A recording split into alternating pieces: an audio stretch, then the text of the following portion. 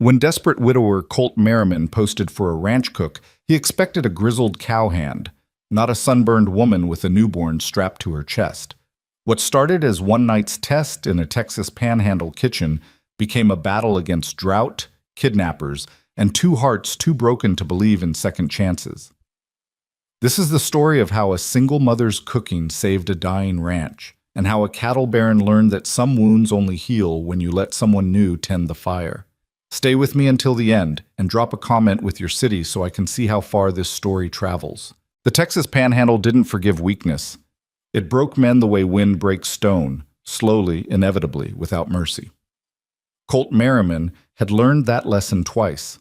Once when the drought of '81 killed half his herd, and again 3 years later when pneumonia took his wife, leaving him alone in a ranch house that echoed with nothing but his own footsteps and the howling wind. Now, in the autumn of 1887, he sat at the head of an empty dining table, staring at a plate of something that might have once been stew. The meat was gray, the potatoes had the consistency of wet cardboard. Somewhere in the mess hall, his ranch hands were eating the same slop, and their complaints had grown from grumbling to outright mutiny. "Boss?" Colt looked up. His foreman, Wade Hutchins, stood in the doorway, hat in hand, looking uncomfortable. Wade was a good man, loyal, hardworking, never complained, which meant if Wade was here, things were bad. "Spit it out," Colt said. "The men are talking about leaving," Wade said quietly. "Not because of the work, not because of the pay, because of the food." Colt pushed his plate away. "It's that bad?" "Worse. Young Billy threw up after supper last night. Doc Jensen says half the crew has stomach troubles, and this morning someone found a rat in the beans." Colt's jaw tightened.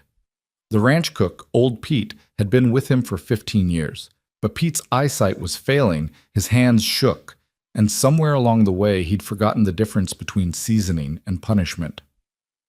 "Where's Pete now?" "In town, visiting his daughter. Said he needed a break." Wade shifted his weight. "Boss, I don't think he's coming back." The silence stretched between them. Outside, cattle lowed in the distance. The wind rattled the windows. Colt had built this ranch from nothing. 6,000 acres of hard prairie, 500 head of cattle, a crew of 20 men who depended on him for their livelihood. He'd survived drought, disease, and the death of everything he'd ever loved, but he couldn't survive without a cook. "I'll handle it," Colt said finally. Wade nodded and left. Colt sat alone in the gathering darkness, listening to the house creak and settle around him. Then he pulled out a piece of paper and wrote 4 lines in his rough, blocky handwriting. Wanted, cook, capable, enduring.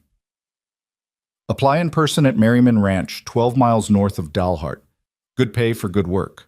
He posted the notice in town the next morning, tacked it to the wall outside the general store, the saloon, and the feed depot. Then he waited. 3 days passed. Nobody came. On the 4th day, a drifter showed up, filthy, drunk, claiming he'd once worked in a hotel kitchen in St. Louis. Colt sent him packing when the man couldn't explain why he'd been fired. On the 5th day, 2 more applicants arrived. One was a boy barely old enough to shave, who admitted he'd never cooked for more than his own family. The other was a man who wanted twice the going rate and refused to work Sundays. Colt turned them both away.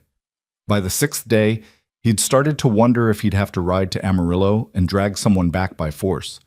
The men were eating hardtack and jerky, supplemented by whatever Wade could scrounge from the cellar. It was keeping them alive, but barely. And the complaints had started again, louder this time. "We signed on to punch cattle, not starve," one hand had said that morning. "You don't fix this, boss. You'll be working this spread alone." Colt knew he was right. So on the 7th day, when he saw a figure approaching through the shimmering heat of the prairie, he stood from the porch and shaded his eyes, half expecting another disappointment. The figure resolved slowly. A woman, walking. No horse, no wagon. Just walking, with the kind of determined stride that spoke of desperation or stubbornness, possibly both. As she drew closer, Colt saw she was young, maybe 25, with sun-darkened skin and hair the color of dried prairie grass tied back in a hasty braid.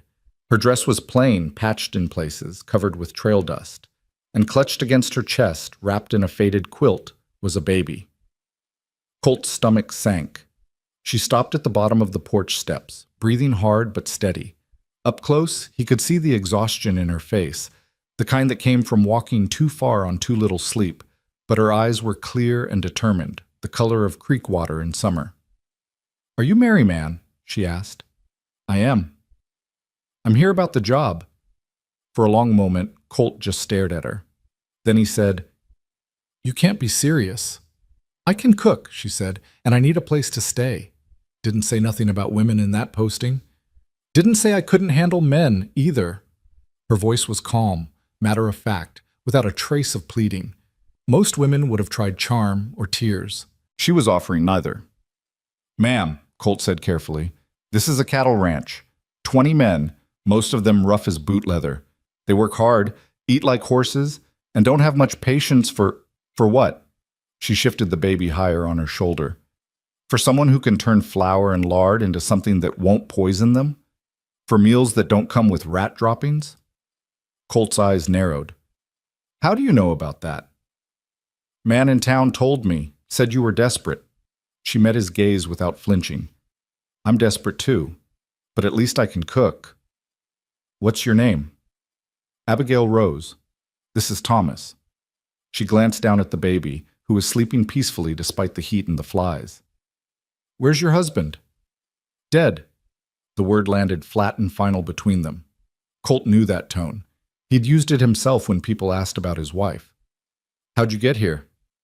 "Walked from Dalhart." "That's 12 miles." "I know." Colt rubbed his jaw, feeling the stubble rasp under his palm. Every instinct told him to send her away. A woman on a ranch full of men was trouble waiting to happen. A woman with a baby was worse. He had enough problems without adding complications, but the men were threatening to leave. Pete wasn't coming back.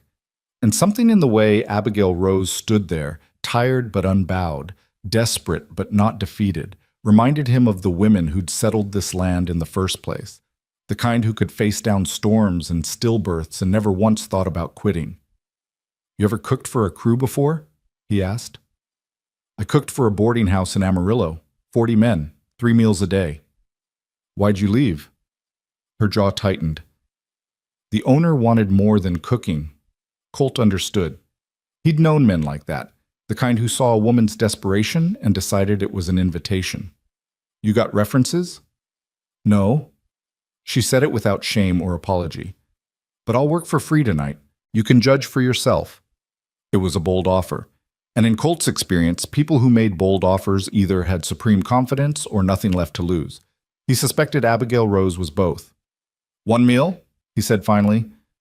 "You cook supper tonight. If the men don't riot, you stay. If they do, you're gone by morning. Deal?" "Deal." "Kitchen's through there." He pointed toward the side of the house. "You'll find what's left of the supplies in the pantry. It ain't much." "I'll make do." She climbed the porch steps, moving carefully with the baby in her arms. As she passed him, Colt caught a faint scent of rosemary and wood smoke, like she'd been sleeping near campfires. She didn't look back as she disappeared into the house. Colt stood alone on the porch, wondering what the hell he'd just agreed to. By mid-afternoon, smoke was rising from the kitchen chimney.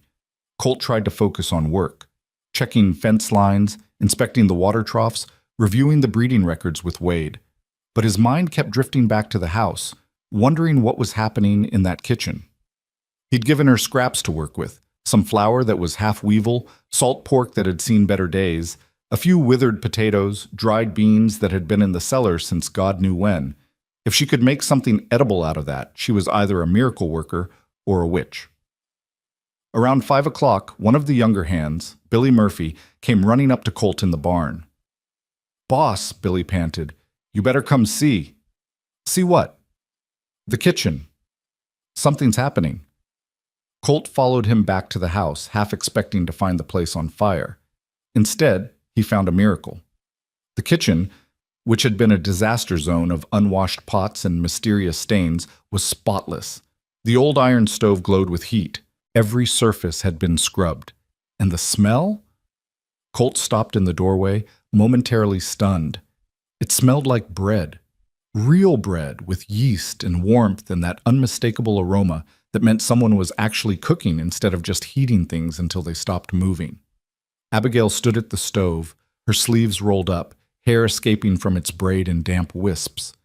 The baby was asleep in a makeshift cradle she'd fashioned from a wooden crate and some folded blankets, positioned in the corner where she could keep an eye on him. She was stirring a massive pot with one hand while using the other to flip something in a skillet. "How much food you planning to make?" Colt asked. She didn't look up. "You said 20 men?" "About that." "Then I'm making enough for 30. Men who've been eating garbage will eat twice what they normally do when they finally get real food." "You sound pretty confident." "I am." She tasted the contents of the pot, frowned, added something from a small pouch at her belt, tasted again, and nodded. "This'll be ready in an hour. You might want to warn them." "Warn them?" "That supper's actually going to be worth showing up for."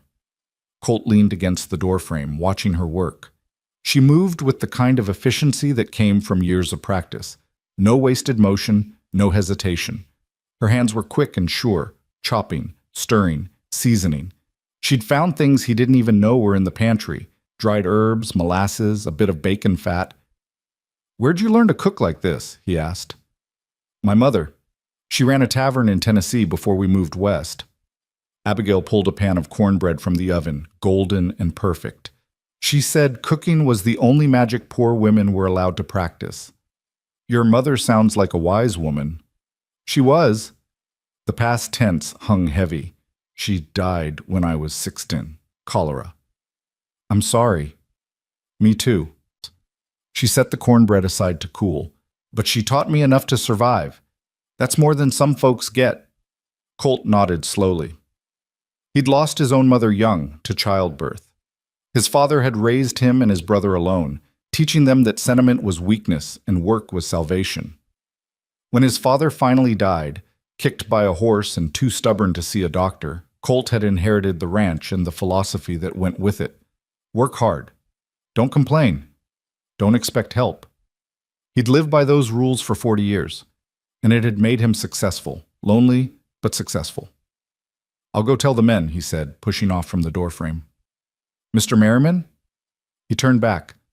Abigail was looking at him now, and there was something fierce in her expression. "I know you're taking a risk on me," she said. "I won't let you down." "We'll see," Colt said. But as he walked away, he found himself hoping, against all reason and experience, that she was right. At 6 o'clock, the dinner bell rang. The ranch hands came slouching toward the mess hall with the enthusiasm of men walking to their own execution. Colt stood near the door, watching them file in with slumped shoulders and resigned expressions. "If this is more of Pete's cooking," one man muttered, "I'm riding to Amarillo tonight and never coming back." "Can't be worse than yesterday," another replied. "I think I saw something move in my stew." They settled into their usual seats around the long wooden tables, talking in low voices, not expecting much. Then Wade opened the kitchen door, and everything stopped. Abigail emerged carrying a massive pot of stew.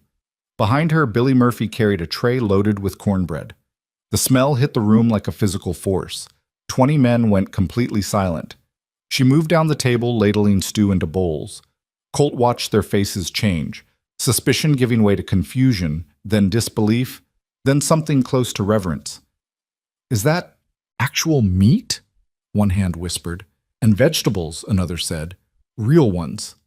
"Sweet Jesus, is that cornbread?" Abigail served them all without comment, her face calm and professional. When every man had a full bowl, she stepped back.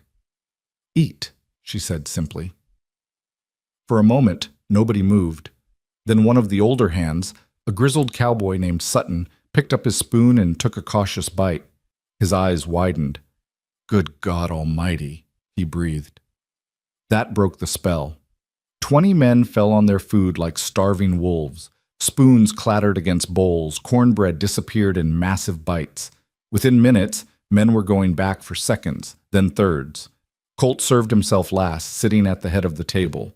He took a spoonful of stew and understood immediately why his men looked like they'd been touched by divine intervention. It was good. Not just edible, actually good.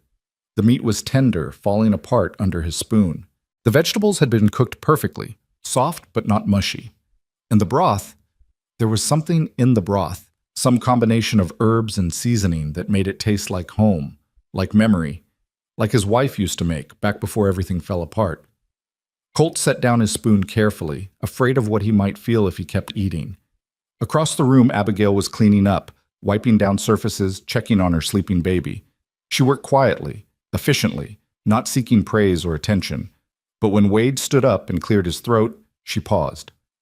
"Ma'am," Wade said, and every man in the room turned to look. "I don't know what you did to that pantry, but, well, that's the best meal we've had in 3 years." A murmur of agreement rippled through the crew. "Best meal I've had in my life," Billy added, "and my ma's a fine cook." "Damn sight better than Pete," Sutton said. "No offense to Pete, but facts are facts." Abigail looked at them all, and for the first time since she'd arrived, Colt saw her smile. It was small, tired, but genuine. "Thank you," she said. "I'm glad you enjoyed it." "You staying?" Wade asked, glancing at Colt. "Boss, tell me she's staying." All eyes turned to Colt. He could feel the weight of their collective hope pressing against him. These were hard men, tough men, who rarely asked for anything. But they were asking now. Colt thought about the empty kitchen, the threat of mutiny, the long string of failures and disappointments that had led him to this moment. Then he looked at Abigail Rose, exhausted, determined, standing in his kitchen with a baby in a crate and nothing but her own skills to bargain with. "She's staying," Colt said. The cheer that went up shook the rafters. Men clapped and whooped, pounding the table with their fists. Abigail's smile widened, just a fraction, and Colt saw her shoulders relax for the first time since she'd arrived. "On one condition," Colt added, and the room quieted. "Nobody bothers her. She's here to cook, not to be courted or harassed or made uncomfortable. Any man who forgets that answers to me. Clear?" "Clear, boss," Wade said, and the others nodded their agreement. "Good. Now finish eating and get back to work. Those fences won't mend themselves." The men returned to their meals with renewed enthusiasm. Colt stood, carried his empty bowl to the kitchen, and found Abigail standing by the wash basin, staring out the window at the darkening prairie. "Thank you," she said quietly, "for giving me a chance. Thank you for not making me regret it." Colt set his bowl down. "You'll sleep in the spare room off the kitchen. It's small, but it's private. You and the baby should be comfortable enough." "That's generous. It's practical. Can't have you falling asleep in the stew because you're exhausted." He paused. "Breakfast is at 5, dinner at noon, supper at 6.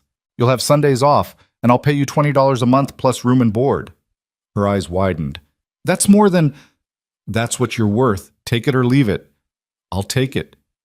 "Then we have a deal, Miss Rose." He extended his hand. She shook it, her grip firm and calloused. For just a moment their eyes met, and Colt felt something shift, some small adjustment in the foundation of his carefully ordered life. Then he released her hand and walked out into the night, leaving her alone with the dirty dishes and the sleeping baby and the kitchen that still smelled like hope. That night, Colt lay awake in his bed, staring at the ceiling. The house felt different. There was someone else living here now, someone who wasn't a hired hand or a temporary visitor. Abigail and her baby were just down the hall, separated from him by 2 thin walls and a lifetime of grief. He could hear her moving around, the soft sounds of someone settling into a new place. Water running, floorboards creaking, the muffled cry of the baby quickly soothed. Colt closed his eyes and tried to sleep, but memories kept surfacing. His wife, Sarah, had died in this house. In the bedroom across the hall, the one he'd locked up and never entered again. She'd been sick for weeks, burning with fever, coughing until she couldn't breathe. The doctor had tried everything, bloodletting, medicines, poultices, but nothing worked. In the end, she'd died on a cold November morning, with Colt holding her hand and promising things he knew he couldn't deliver. "Take care of yourself," she'd whispered. "Don't lock yourself away." But he had, because it was easier than facing the emptiness. Now, 3 years later, that emptiness had become so familiar, he'd almost forgotten what it felt like to have someone else in the house, to hear footsteps that weren't his own, to smell cooking that actually tasted like food instead of punishment. Around midnight, Colt heard his door creak open. He sat up, hand moving instinctively toward the rifle he kept beside the bed, But it was just Abigail standing in the doorway with a steaming cup in her hands. "I didn't mean to wake you," she said softly. "I heard you coughing earlier. Thought you might need this." She set the cup on his bedside table, then turned to leave. "What is it?" Colt asked. "Mint tea with honey and a few other things. It'll help with the cough." "I don't have a cough." "You do. I heard it during supper. You've been breathing shallow all evening." She paused in the doorway. "Drink it. Trust me." Then she was gone, disappearing back into the darkness of the hallway. Colt stared at the cup for a long moment. Steam rose from it in lazy spirals, carrying the scent of mint and something else, something herbal and faintly medicinal. He picked it up, took a cautious sip, and felt the warmth spread through his chest. It was good, soothing, and as he drank, he realized his chest did hurt a little, had been hurting for days. He'd ignored it, the way he ignored most things related to his own well-being. But Abigail hadn't ignored it. She'd noticed, she'd cared, and she'd done something about it. Colt finished the tea, set the cup aside, and lay back down. Within minutes, the tightness in his chest had eased. His breathing deepened, and for the first time in months, he fell asleep without spending hours staring at the darkness. Outside, the wind rattled the windows. The cattle lowed in their pens, and somewhere in the spare room off the kitchen, a woman who'd walked 12 miles with a baby in her arms finally allowed herself to believe she might have found something worth staying for. The next morning, Colt woke before dawn to the smell of coffee and frying bacon. He dressed quickly, splashed water on his face, and followed the smell to the kitchen. Abigail was already working, moving between the stove and the counter with practiced efficiency. The baby was awake, cooing softly in his makeshift cradle. "Morning?" Colt said. "Morning." She didn't look up from the eggs she was scrambling. "Coffee's on the table. Breakfast will be ready in 10 minutes. Colt poured himself a cup and sat down, watching her work. In the early morning light, he could see details he'd missed yesterday. The faint scar on her forearm, the calluses on her hands, the way she unconsciously hummed while she cooked. "How'd you sleep?" he asked. "Better than I have in weeks." She glanced at him. "How's your cough?" "Gone." "Good." She returned to her work, satisfied. "You should keep drinking the tea, once a night for a few more days, just to be sure." "Yes, ma'am." Was that a smile? Just a flicker at the corner of her mouth? The mess hall bell rang at 5 o'clock sharp, and the men came stumbling in, most of them still half asleep. But when they saw the breakfast spread, eggs, bacon, biscuits, gravy, and fresh coffee, they woke up fast. "Lord have mercy," Sutton muttered. "It wasn't a dream." "Best start getting used to it," Wade said, grinning. "Miss Rose is sticking around." The men ate with the same enthusiasm they'd shown at supper, and Colt watched them transform. They sat up straighter, talked louder, smiled more. Good food did that. Reminded men they were human instead of just machines for working cattle. After breakfast, as the crew filed out to start their day, Wade lingered behind. "Boss," he said quietly, "can I have a word?" Colt nodded and they stepped out onto the porch. "I just wanted to say," Wade began, "bringing her on was the right call. The men are already talking about how this feels like a real ranch again instead of a prison camp." "It's just food, Wade." "No, sir, it's not." Wade looked out at the prairie where the sun was just starting to paint the sky in shades of gold and pink. "It's what food represents. It's care. Attention. Someone giving a damn whether we live or die." He turned back to Colt. "That woman, she's got a gift. And I think she might be exactly what this place needs." Colt wanted to argue, to insist that a good cook didn't change anything fundamental. But he couldn't. Because he'd woken up this morning without a cough, in a house that smelled like coffee instead of dust. And for the first time in 3 years, he hadn't felt completely alone. "Just make sure the men remember what I said," Colt replied. "She's here to work, not to be bothered." "Yes, sir." Wade headed off to supervise the day's work, leaving Colt alone with his thoughts. Through the kitchen window, he could see Abigail washing dishes, the baby strapped to her back in some kind of sling she'd fashioned. She was singing softly, something he couldn't quite make out, but it had the rhythm of an old hymn. Colt turned away and walked toward the barn, telling himself that nothing had changed. But deep down, he knew that was a lie. Everything had changed, and he wasn't sure if that terrified him or gave him hope. 3 weeks passed like water through cupped hands, too fast to hold, but slow enough to notice every drop. The ranch transformed in ways both subtle and profound. The mess hall, once a place of silent suffering, became somewhere men actually wanted to be. They showed up early for meals, lingering over coffee, talking and laughing in ways they hadn't in years. Abigail fed them cornbread that melted on the tongue, stews rich with herbs nobody could name, biscuits so light they seemed to defy gravity itself. But it wasn't just the food that changed things. One morning, Colt found her behind the barn, on her knees in the dirt, the baby asleep nearby in a basket she'd woven from prairie grass. She'd cleared a small patch of earth and was pressing seeds into the soil with careful fingers. "What are you doing?" he asked. She didn't look up. "Planting." "I can see that. What are you planting?" "Herbs, mint, sage, thyme, rosemary, maybe some vegetables if there's time before the first freeze." She sat back on her heels, brushing dirt from her hands. "A kitchen garden. Every proper ranch should have one." Colt looked at the hard-packed earth, the stubborn clay soil that had defeated Sarah's attempts at gardening years ago. "Nothing grows here. Ground's too tough." "So were you, apparently." Abigail met his eyes with that steady gaze of hers. "But here we are." He wanted to argue, to tell her she was wasting her time, but something stopped him. Maybe the determination in her face, maybe the memory of his wife kneeling in this same spot, trying to coax life from dead ground. "You need anything?" he asked instead. "Manure. Lots of it. And water. I'll have Wade bring some over." "Thank you." She returned to her planting, and Colt walked away feeling oddly unsettled. That night, he stood at his bedroom window and watched her work by lantern light, whispering to the seeds as if she could will them into growing through sheer faith alone. It was foolish, impractical, a waste of effort. But 2 weeks later, when the first green shoots pushed through the soil, Colt found himself checking the garden every morning, watching those impossible plants reach toward the sun. The men noticed too. They'd pause on their way to work, staring at that small patch of defiant green in the middle of all that brown. Some of them started helping, bringing water, building a low fence to keep out the rabbits, asking Abigail what she needed. "It's like she's teaching the ground to hope again," Billy said one evening, his young face serious in the firelight.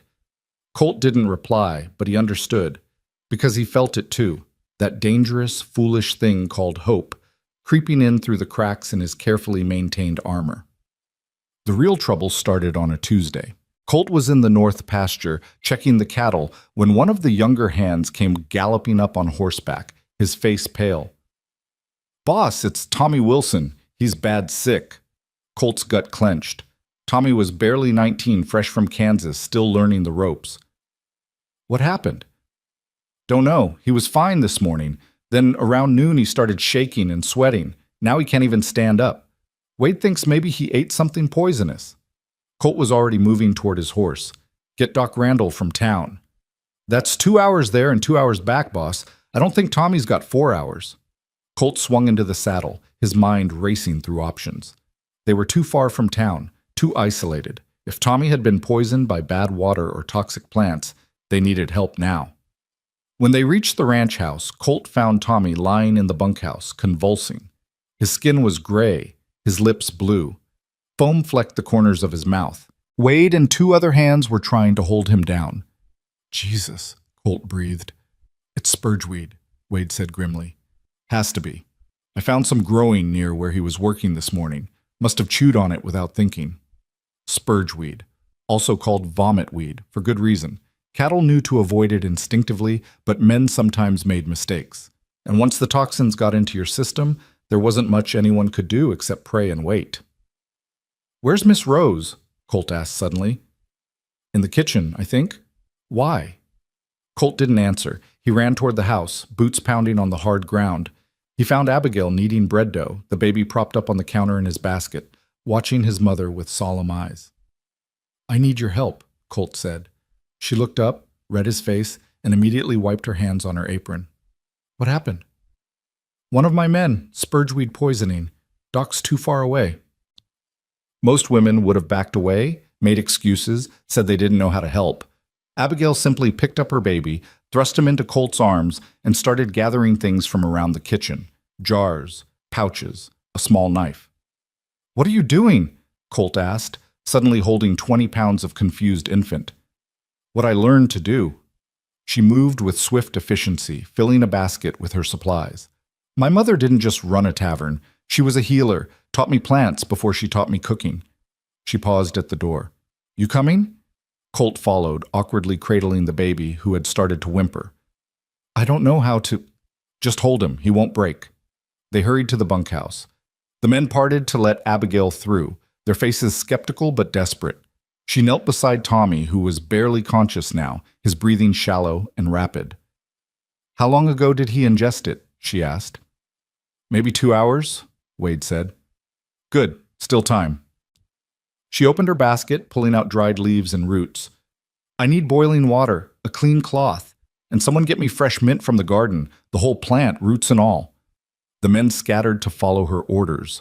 Colt stood in the corner, still holding the baby, watching Abigail work with the same focused intensity she brought to cooking.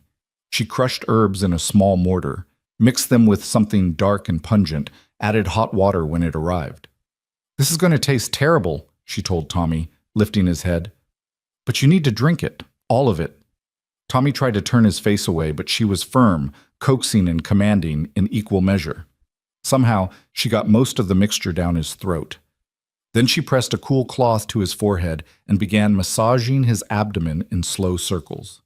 "What's that supposed to do?" Sutton asked. "Help his body expel the poison. The herbs will make him vomit. That's good. It means the toxins are coming out." She worked steadily, never stopping, her lips moving in what might have been prayer or memory. The baby squirmed in Colt's arms, making soft, fussy sounds. Without thinking, Colt started rocking gently, the way he'd seen Abigail do. The baby quieted, gripping Colt's finger with surprising strength. For the next 3 hours, Abigail didn't leave Tommy's side.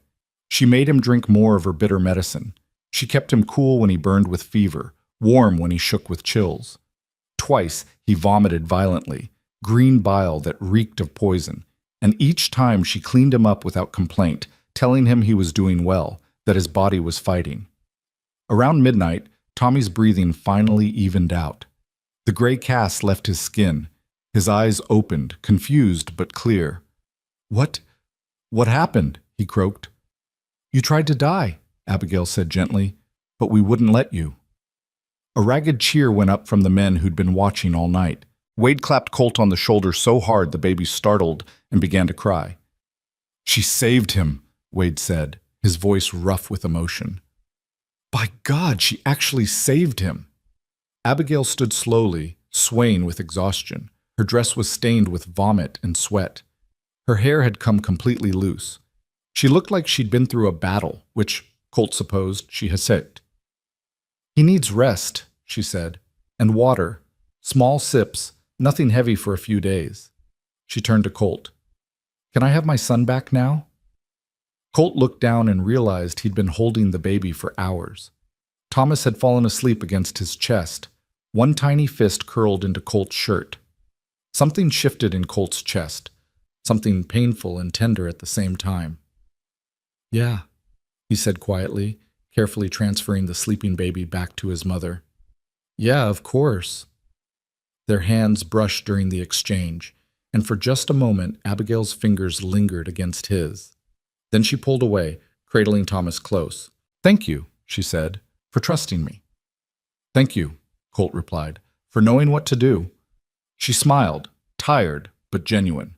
Then she walked out of the bunkhouse, back toward the main house, leaving behind a room full of men who looked at her with something close to awe. "Boss," Billy said into the silence, "where the hell did you find her?" Colt thought about Abigail appearing out of the prairie dust, desperate and determined, offering to work for free just for a chance. "She found me," he said. That night, Colt couldn't sleep. His arms still felt strange, like they remembered the weight of the baby. His hand still tingled from where Abigail's fingers had touched his. He got up, pulled on his pants, and walked through the quiet house. He found himself standing outside the locked bedroom, Sarah's room. He hadn't opened that door in 3 years. Couldn't bear to see the space where she'd died, the bed where he'd held her as she slipped away. But tonight, with the memory of life instead of death fresh in his mind, he turned the key. The room was exactly as he'd left it, dusty, frozen in time, like a museum to grief. Sarah's hairbrush on the dresser, her shawl draped over the chair. The bed, made up with sheets that would never be slept in again. Colt stood in the doorway, waiting for the usual wave of pain. But it didn't come. Instead, he felt something else, something softer, sadder, but not quite as sharp. "I think I'm starting to let go," he whispered to the empty room. "I didn't mean to, but she's here now and—" He stopped. What was he saying? What was he admitting? "I don't know what I'm doing," he said finally, "but I think you'd like her. She's stubborn as hell. Wouldn't take no for an answer, kind of like you." The room offered no response, just dust motes floating in the moonlight. Colt stood there for a long moment, then quietly closed the door. He didn't lock it this time. Down the hall, Abigail heard the click of the door closing. She'd been awake, feeding Thomas, and the sound carried clearly through the quiet house. She'd watched Colt standing at that locked door for weeks now, always pausing, never entering. Tonight, he'd finally gone in, and when he came out, he'd left it unlocked. She held her baby close and allowed herself a small smile.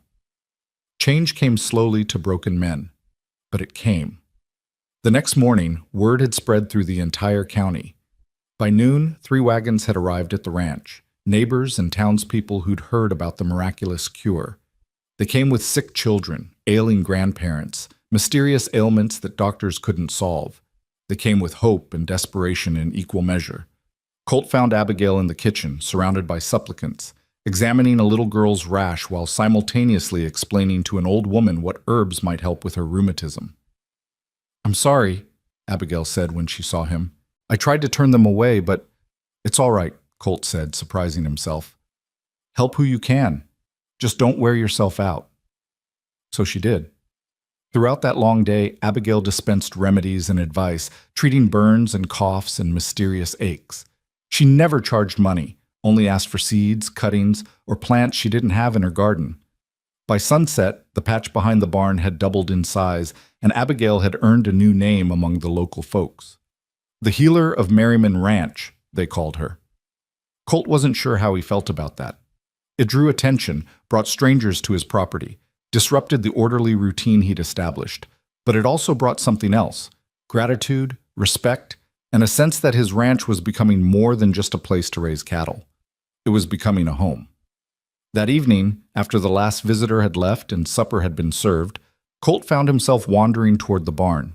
He'd been doing that lately, walking the property after dark, checking things that didn't need checking, just to have something to do besides sit alone in his empty house.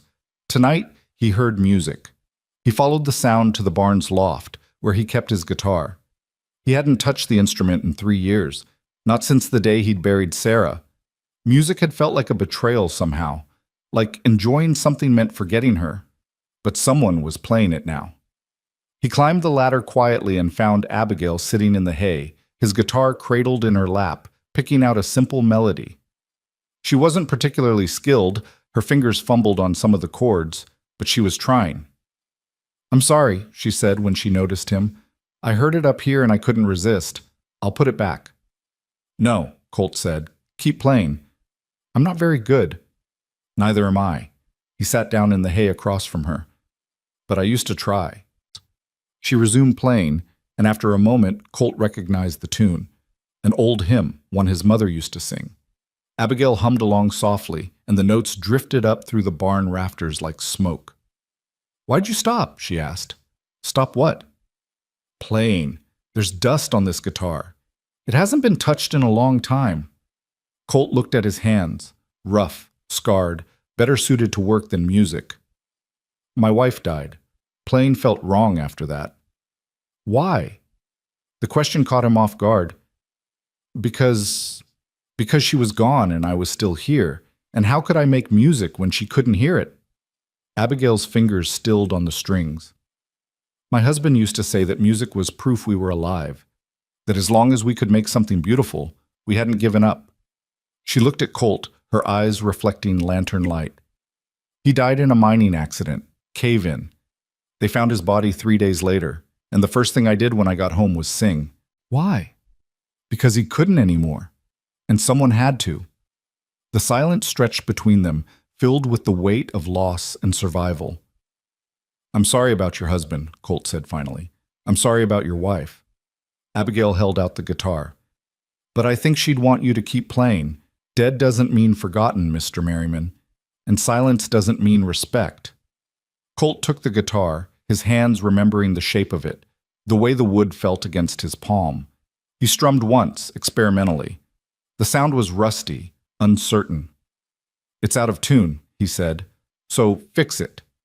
He tuned it slowly, adjusting each string until the notes rang clear and true. Then, before he could second-guess himself, he began to play. The song came back to him like muscle memory, a ballad his father had taught him, about the prairie and the people who tried to tame it. Abigail closed her eyes and leaned back against a hay bale, listening. And for the first time in 3 years, Colt played music not because he had to, but because he wanted to, because he was alive. And maybe that was enough. When the song ended, Abigail opened her eyes. That was beautiful. It was rough. It was alive. That makes it beautiful. They sat in comfortable silence for a while, watching dust motes dance in the lantern light. Then Abigail spoke again, her voice soft. "Can I ask you something?" "Go ahead." "Why did you really hire me? You didn't need a cook badly enough to take a risk on a woman with a baby. You could have managed somehow." Colt considered lying, giving her the practical answer about the men threatening mutiny and old Pete leaving. But something about this moment, the music, the darkness, the honesty in her question, demanded truth. "Because you reminded me of the women who built this place," he said. "The ones who came west with nothing but determination and skill and somehow made it work. My mother was like that. My wife was too." He paused. "And when you stood on my porch, exhausted and desperate but still fighting, I couldn't send you away. It would have been like sending away every strong woman who ever broke this land into something worth living on." Abigail was quiet for a long moment. Then she said, "Thank you for seeing that. Thank you for being it." She stood, brushing hay from her dress. "I should get back. Thomas will be waking soon." "Abigail," Colt said. And she paused at the ladder. It was the first time he'd used her first name. "You're more than a cook. You know that, right? What you did today, saving Tommy, helping all those people, that's something rare." "It's just plants and patience, Mr. Merriman." "Call me Colt." Her eyebrows rose slightly. "That wouldn't be proper. Neither is climbing into a man's barn at night to play his guitar. I figure we're past proper." She smiled, a real smile, the kind that reached her eyes. "All right then, Colt." His name in her mouth sounded different than it ever had before. Softer, more human. "Good night, Abigail." "Good night." She descended the ladder and disappeared into the darkness. Colt sat alone in the loft, holding his guitar, feeling the ghost of music still vibrating in his chest. Something was changing. He'd felt it weeks ago, but now it was undeniable. The ranch was waking up, the garden growing, the men laughing, music returning to empty spaces. And at the center of it all was a woman who'd walked out of the prairie with nothing but a baby and a skill for making things grow. Colt looked at his guitar, then out through the barn window at the main house, where a light still burned in Abigail's room. "Damn," he whispered to the darkness, because he'd spent 3 years telling himself he was fine alone, that he didn't need anyone, that love was just another word for pain waiting to happen. But here, in the hay-scented darkness, holding a guitar he'd sworn he'd never play again, he had to admit the truth. He was starting to feel something, and for a man who'd spent 3 years feeling nothing at all, that was the most terrifying and wonderful thing in the world. The weeks that followed felt like watching ice melt in spring, slow, inevitable, and somehow miraculous. Colt found himself doing things he'd sworn he'd never do again. Playing guitar in the evenings, smiling at breakfast, checking on Abigail's garden, not because it needed checking, but because he wanted to see what new thing had pushed through the soil overnight. The men noticed. Wade mentioned it one morning while they were mending fence in the east pasture. "You're different, boss," Wade said, hammering a post into hard ground. "Different how?" "Lighter, like someone lifted a weight off your shoulders." Wade straightened, wiping sweat from his brow. "It's good to see." Colt didn't know how to respond to that, so he just grunted and went back to work. But that night, standing in front of the mirror in his room, he studied his reflection and realized Wade was right. The lines around his eyes had softened. His jaw didn't clench quite as hard. He looked like a man who'd remembered how to live instead of just survive. And it scared the hell out of him, because caring about someone meant you could lose them. And Colt had lost enough for one lifetime. He tried to keep his distance, to maintain the boundary between employer and employee, but Abigail made it impossible. Not through any deliberate seduction. She remained professional, proper, focused on her work, but simply by being present in all the places where loneliness used to live. She sang while she cooked. She taught Billy how to identify healing plants. She sat on the porch in the evenings, nursing Thomas while the sun set, and the sight of her there, serene, maternal, utterly at peace, made Colt's chest ache with something he didn't want to name. One evening in late October, after a particularly good meal of roasted chicken and honey-glazed carrots, Colt found himself lingering in the kitchen doorway, watching Abigail clean up. "You need something?" she asked without turning around. "Just wondering where you learned to cook like that." "I told you. My mother. Your mother must have been remarkable." She was. Abigail scrubbed a pot with fierce concentration. She could make people feel loved just by feeding them. Said it was a kind of magic, turning flour and water into communion. "Is that what you're doing? Making us feel loved?" The question came out harsher than he'd intended, defensive and almost accusatory. Abigail set down the pot and turned to face him, her expression unreadable. "I'm feeding you," she said quietly. "What you feel is up to you." "That's not an answer. It's the only one I have." They stared at each other across the kitchen, something unspoken crackling in the air between them. Then Thomas started crying from the other room, and the moment shattered. "Excuse me," Abigail said, drying her hands and brushing past him.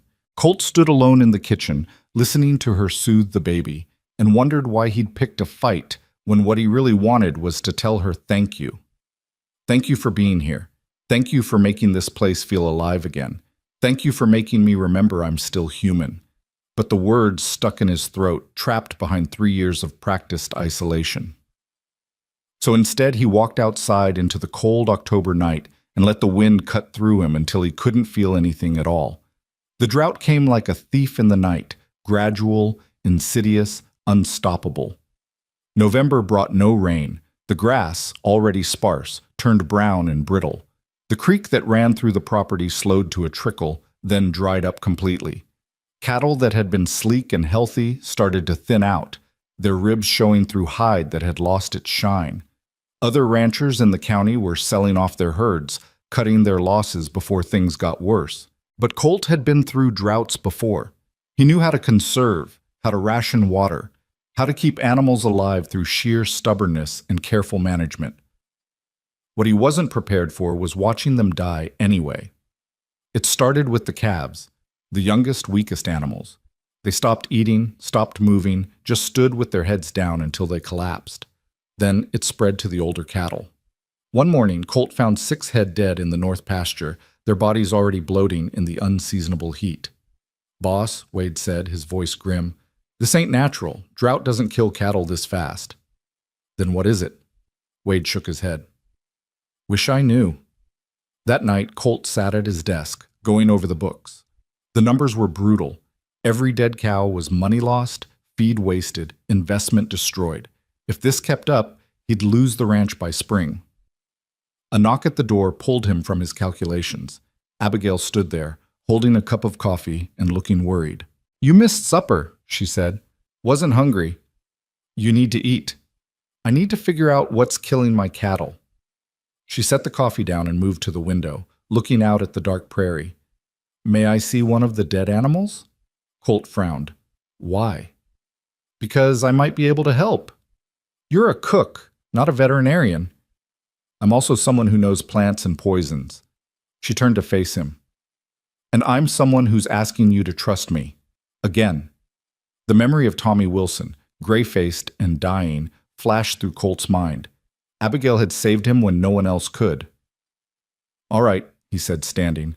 "But we go now. The coyotes will get to them by morning." They rode out together under a sky so clear and cold the stars looked like ice chips. Thomas was asleep back at the house, watched over by Billy Murphy, who'd volunteered without being asked. The prairie stretched around them, dead grass rustling in the wind like whispered warnings. When they reached the north pasture, Colt led Abigail to where the most recent deaths had occurred. The bodies were stiff now, eyes glazed, tongues swollen. In the moonlight, they looked almost peaceful. Abigail dismounted and approached the nearest carcass, her face set in concentration. She examined the mouth, the eyes, the distended belly. Then she walked the pasture, using Colt's lantern to study the ground, the remaining grass, everything the cattle might have eaten. After 20 minutes, she knelt beside a particular clump of weeds, touching the leaves with careful fingers. "Here," she said. Colt came to stand beside her. The plant looked unremarkable, small, scrubby, with narrow leaves and tiny white flowers. "That's spurgeweed," Colt said. "Same thing that poisoned Tommy, but cattle know to avoid it." "Most of the time, yes, but look at the rest of your pasture. There's almost nothing else to eat. The drought killed the good grass, and now this is all that's left." She pulled up a plant by the roots, showing him the extensive underground network. Spurgeweed has deep roots. It survives when other plants die. And desperate, hungry cattle will eat anything. Colt felt ice settle in his stomach. So they're poisoning themselves. Yes. And it's only going to get worse unless we do something.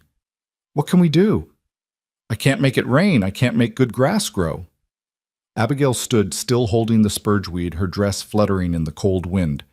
No, but I can make medicine. If we can't remove the poison from their environment, maybe we can help them survive it. That's impossible. There are hundreds of cattle spread across thousands of acres. So we start with the weakest ones, the ones most at risk. Her eyes glinted in the lantern light, fierce and determined. I won't promise miracles, Colt, but I can promise I'll try. And she did. For the next 2 weeks, Abigail worked like someone possessed. She transformed the kitchen into an apothecary, filling it with drying herbs, bubbling pots, and strange mixtures that smelled of earth and bitterness. She ground bark from the cottonwood trees near the dried-up creek, mixed it with ash from the fireplace and certain plants from her garden. The result was a thick gray paste that looked like mud and smelled worse. The cattle won't eat that, Wade said doubtfully. They will when you mix it with molasses, Abigail replied, already preparing the next batch. She was right. The sweet molasses disguised the bitter medicine, and the cattle, desperate and starving, ate it readily. But administering it was brutal work. Each animal had to be restrained, its mouth forced open, the paste fed by hand while it thrashed and fought. Colt and his men worked 16-hour days, rounding up cattle, treating them, moving on to the next group. Abigail was always there, directing operations, mixing more medicine, checking animals she'd treated days before to see if they were improving. She barely slept, barely ate. Her hands became covered in cuts and bruises from handling thrashing cattle. Her dresses grew stained with mud and worse. But she never complained, never slowed down. On the 5th day, Billy came running up with news that sent relief flooding through Colt's chest. "Boss, the cattle we treated first, they're looking better. The calves are eating again." It was true. The animals that had received Abigail's medicine were starting to recover, slowly but undeniably. They moved more, ate more, had brightness returning to their eyes. Word spread through the crew like wildfire. The healer had done it again. But the work wasn't finished. There were still hundreds of animals to treat, and Abigail was pushing herself too hard. Colt saw it in the tremor of her hands, the shadows under her eyes, the way she swayed on her feet between tasks. On the 7th day, he found her in the barn, mixing another batch of medicine, and noticed her hands were shaking so badly she could barely hold the pestle. "Abigail," he said quietly. "Almost done with this batch," she murmured, not looking up. "Abigail, stop." "Can't stop. Too many cattle still—" "Stop." The command in his voice finally made her look up. Her eyes were glassy with exhaustion, her face pale despite the barn's warmth. "You're going to collapse," Colt said. "I'm fine." "You're not fine. You haven't slept in 3 days." "How would you know?" "Because I haven't slept either. I've been watching you work yourself to death trying to save my ranch." He took the pestle from her trembling hands. "And I won't let you. Those animals they need you alive and functional, not dead from exhaustion." He guided her to a hay bale, making her sit. Wade and the boys can handle the treatments now. You've taught them how, but you need to rest. Thomas is fine. Billy's been watching him. That boy's probably a better mother than half the actual mothers in Texas. Colt knelt in front of her, forcing her to meet his eyes. Please, Abigail, rest. She stared at him for a long moment, and then something in her seemed to break. Her shoulders sagged. Her eyes filled with tears that she was too tired to hide. I can't lose this place, she whispered. I can't. It's the first home Thomas has ever known. The first place I felt safe since... She trailed off, but Colt understood. You won't lose it, he said, because you've already saved it. The cattle are recovering. The ranch will survive, but only if you survive too. A tear slipped down her cheek, cutting a clean path through the dust. Colt reached up without thinking and wiped it away with his thumb. Her skin was soft, warm, alive. They stayed like that, frozen in a moment of such tenderness it hurt. Until Abigail's eyes drifted closed and she swayed forward. Colt caught her before she fell, lifting her into his arms. She was lighter than he expected, all that strength packed into such a small frame. She didn't wake as he carried her back to the house, through the kitchen, into her room. He laid her on the bed and pulled a blanket over her. In the corner, Thomas slept peacefully in his cradle. Colt looked at them both, this woman and child who'd walked into his life uninvited and somehow become essential to it, and felt something crack open in his chest. He'd been so careful, so guarded. But somewhere between the cooking and the healing and the music, Abigail had slipped past his defenses and made him care again. And caring, as he'd learned, was the most dangerous thing in the world. But as he watched her sleep, exhausted from saving what he'd built, Colt realized he didn't care about the danger anymore. He was already lost. Abigail slept for 14 hours straight. When she finally woke, the sun was setting and her room was dim. She sat up groggily, momentarily disoriented, then saw Thomas beside her bed in his cradle, awake and content. And sitting in a chair by the door, keeping watch, was Colt. You stayed, she said, her voice rough with sleep. Someone had to make sure you didn't try to sneak back to work. The cattle are fine. Wade's been treating them. We've covered almost the entire herd. He stood, stretching muscles stiff from sitting. You did it, Abigail. You saved them. She closed her eyes, relief washing over her in waves. When she opened them again, Colt was standing closer, looking at her with an expression she couldn't quite read. Thank you, he said quietly, for everything you've done. For this ranch, for my men, for me. You're welcome. I mean it. I don't know what I did to deserve you showing up on my doorstep, but you gave me a chance, Abigail interrupted, when I had nothing and no one.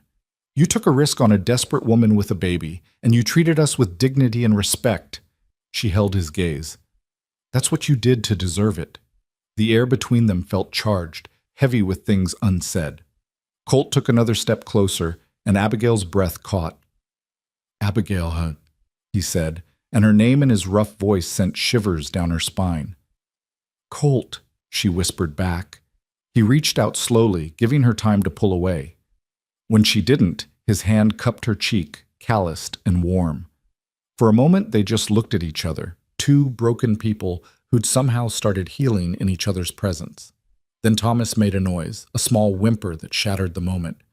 Colt stepped back quickly, clearing his throat. You should eat something, he said, his voice gruff. I'll have one of the boys bring you a plate.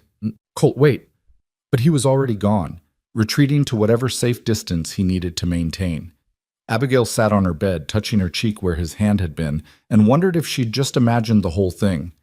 In the hallway, Colt leaned against the wall, his heart pounding. What the hell was he doing? Getting close to her, touching her, looking at her like she was something precious instead of just an employee? He was being a fool. She was half his age, with a baby and a past she barely talked about. She was here to cook and heal, not to fix whatever was broken inside him. But as he walked back to his office, he couldn't stop thinking about the way she'd whispered his name, soft and wondering, like it meant something, like he meant something. And that was the most terrifying thought of all.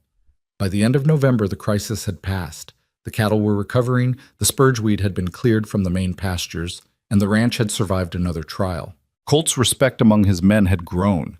Not just for weathering the storm, but for having the sense to hire Abigail Rose in the first place. "Best decision you ever made, boss," Sutton said one evening over supper. "That woman's worth her weight in gold." "Worth more than that," Wade added. "She's worth her weight in cattle at current market prices." The men laughed, and even Colt allowed himself a small smile. Across the mess hall, Abigail was serving seconds. Her energy finally returned, Thomas strapped to her back in that sling she'd made. She'd become a fixture on the ranch, as essential as water or air. The men called her Miss Abby with genuine affection. Travelers came from neighboring counties seeking her remedies. She'd even started teaching some of the hands about healing plants, creating a kind of informal school in the evenings. The ranch that had been dying was now thriving, transformed by the presence of one stubborn woman who refused to let anything stay broken if she could fix it. But not everyone was happy about it. The trouble arrived on a cold December evening, just as the first snow began to fall. 3 men rode up to the ranch house. City men, judging by their clean clothes and soft hands. They wore expensive hats and carried themselves with the kind of confidence that came from money and power. Colt met them on the porch, already wary. "Help you, gentlemen?" he asked. The leader, a man with slicked back hair and a diamond stickpin in his tie, smiled without warmth. "We're looking for a woman named Abigail Rose. Heard she's working here." "What do you want with her?" "Business opportunity. We run an establishment in Amarillo. High-class place, good clientele. We've heard about her. Talents, cooking, healing, that sort of thing." The man's smile widened. "We'd like to hire her. We can pay better than a cattle rancher, I guarantee that." Colt's jaw tightened. He knew what kind of establishment they meant. A saloon. Maybe worse. "She's not interested," Colt said flatly.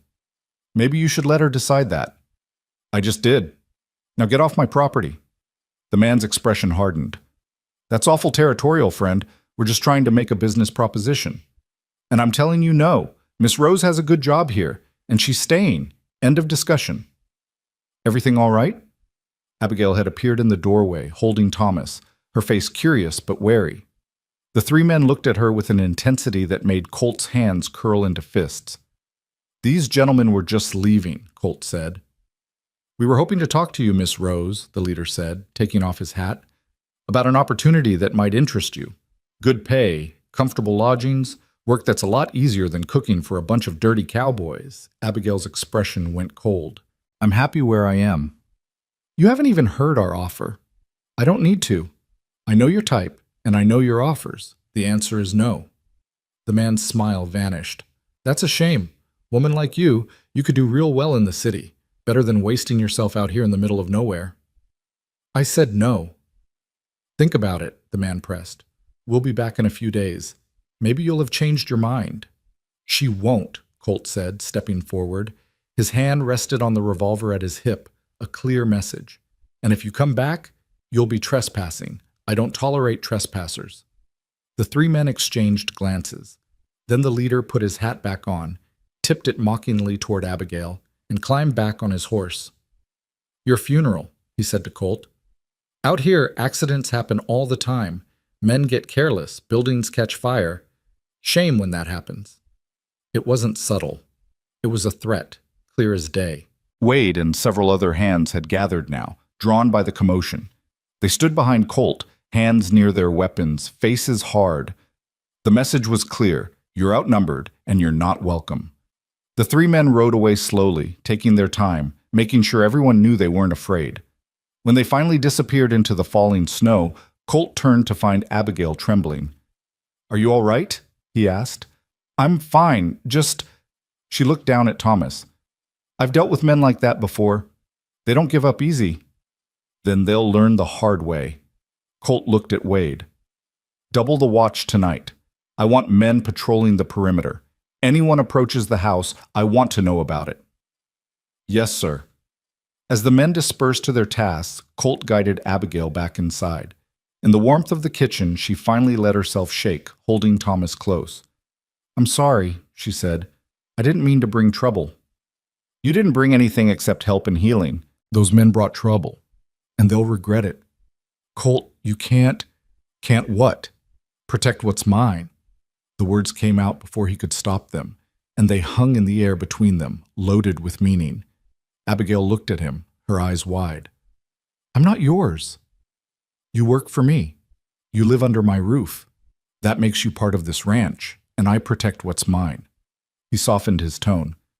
"I'm not going to let anyone hurt you or Thomas. That's a promise." She studied his face for a long moment, then nodded slowly. "Thank you." "Don't thank me yet. Something tells me those bastards meant what they said about coming back." He was right. They came 3 nights later, and they came with violence in mind. Colt woke to the sound of horses. Too many horses, moving too fast in the dead of night. He was out of bed before his eyes were fully open, pulling on his pants and grabbing his rifle in one smooth motion born from years of frontier living.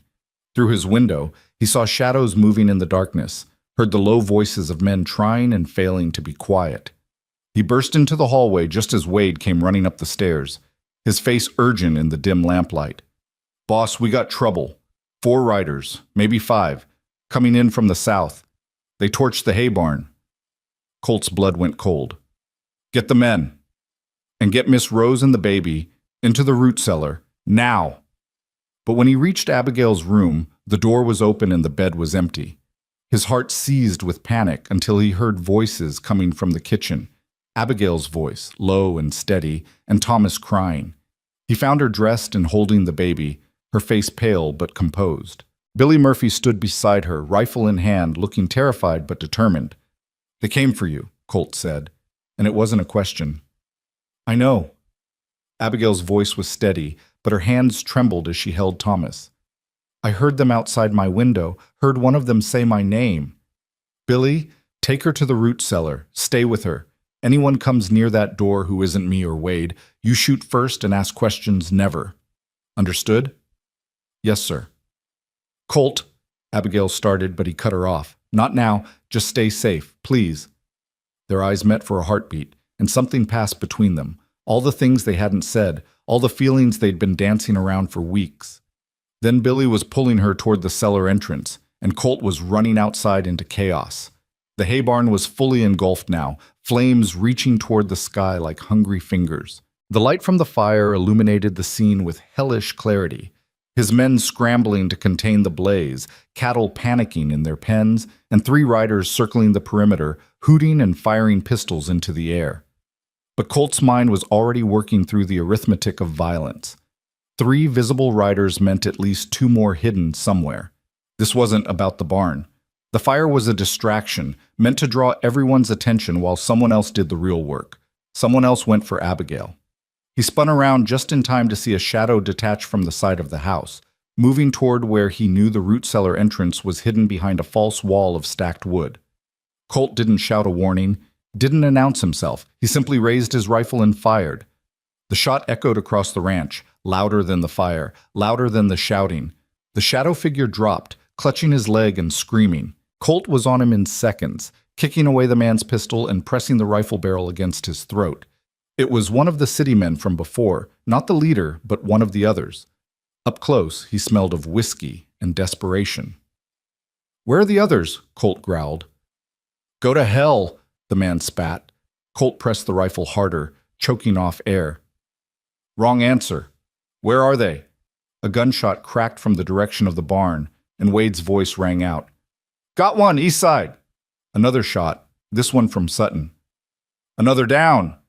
The man beneath Colt's rifle suddenly looked less defiant and more afraid.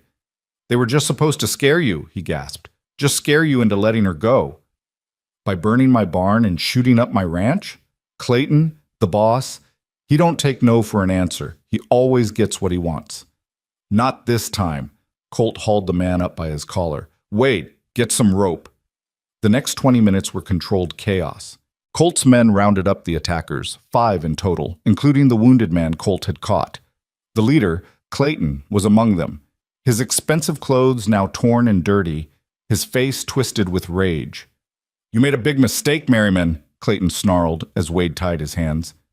"You don't know who you're dealing with. I have friends in Amarillo, powerful friends. They'll—" Colt hit him. Not hard enough to break anything, but hard enough to shut him up. The man's head snapped back, blood trickling from his split lip. "Here's what's going to happen," Colt said, his voice cold as winter steel. "You and your men are going to sit in my barn, the one that's not on fire, until the sheriff arrives in the morning. Then you're going to tell him everything about tonight. The arson, the trespassing, the attempted kidnapping. And if you're real lucky, you'll only spend the next 10 years in prison instead of hanging." "Kidnapping?" Clayton laughed, spitting blood. "We weren't kidnapping anyone. We were making a business offer." "At 3 in the morning, with guns and fire?" Colt leaned in close. "I don't care how powerful your friends are. Out here, on my land, I'm the law, and I say you're done." He turned to Wade. "Lock them up. Post guards. Anyone tries to escape, shoot them in the leg. I'm tired of killing, but I'm willing to maim." "With pleasure, boss." As Wade and the others hauled the prisoners away, Colt finally allowed himself to breathe. The hay barn was still burning. They'd have to let it burn out, focus on keeping the fire from spreading.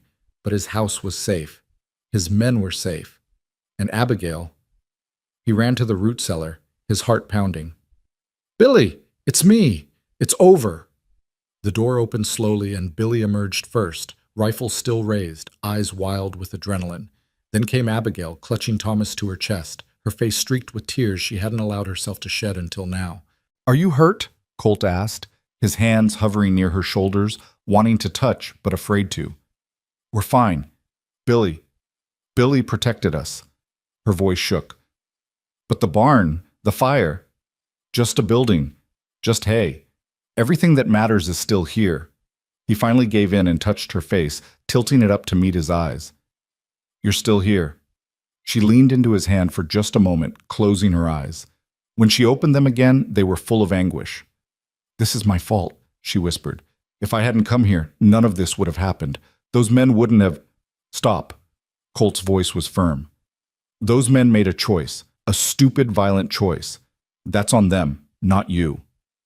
But they came because of me. They came because they're used to taking what they want, and they learned tonight that doesn't work here." He stroked her cheek with his thumb, a gesture so tender it made his chest ache. "You didn't bring trouble, Abigail. You brought life. Those are two very different things." Thomas chose that moment to wail, exhausted and frightened by the chaos. Abigail shifted him to her shoulder, patting his back in that automatic way mothers did. "Let's get you both inside," Colt said. "It's going to be a long night, but it's over now." But even as he said it, he saw the doubt in her eyes, the fear that maybe she was a burden, a liability, more trouble than she was worth. And in that moment, Colt made a decision, one that terrified him, but felt more right than anything had in 3 years. He was going to make her stay, not as an employee, not as a temporary solution to a problem, but as something permanent, something real. He just had to figure out how to tell her that without scaring her away. The sheriff arrived at dawn, a grizzled man named Carson who'd known Colt for 20 years. He took statements, examined the burned barn, and looked at the 5 prisoners with the expression of someone deeply tired of human stupidity.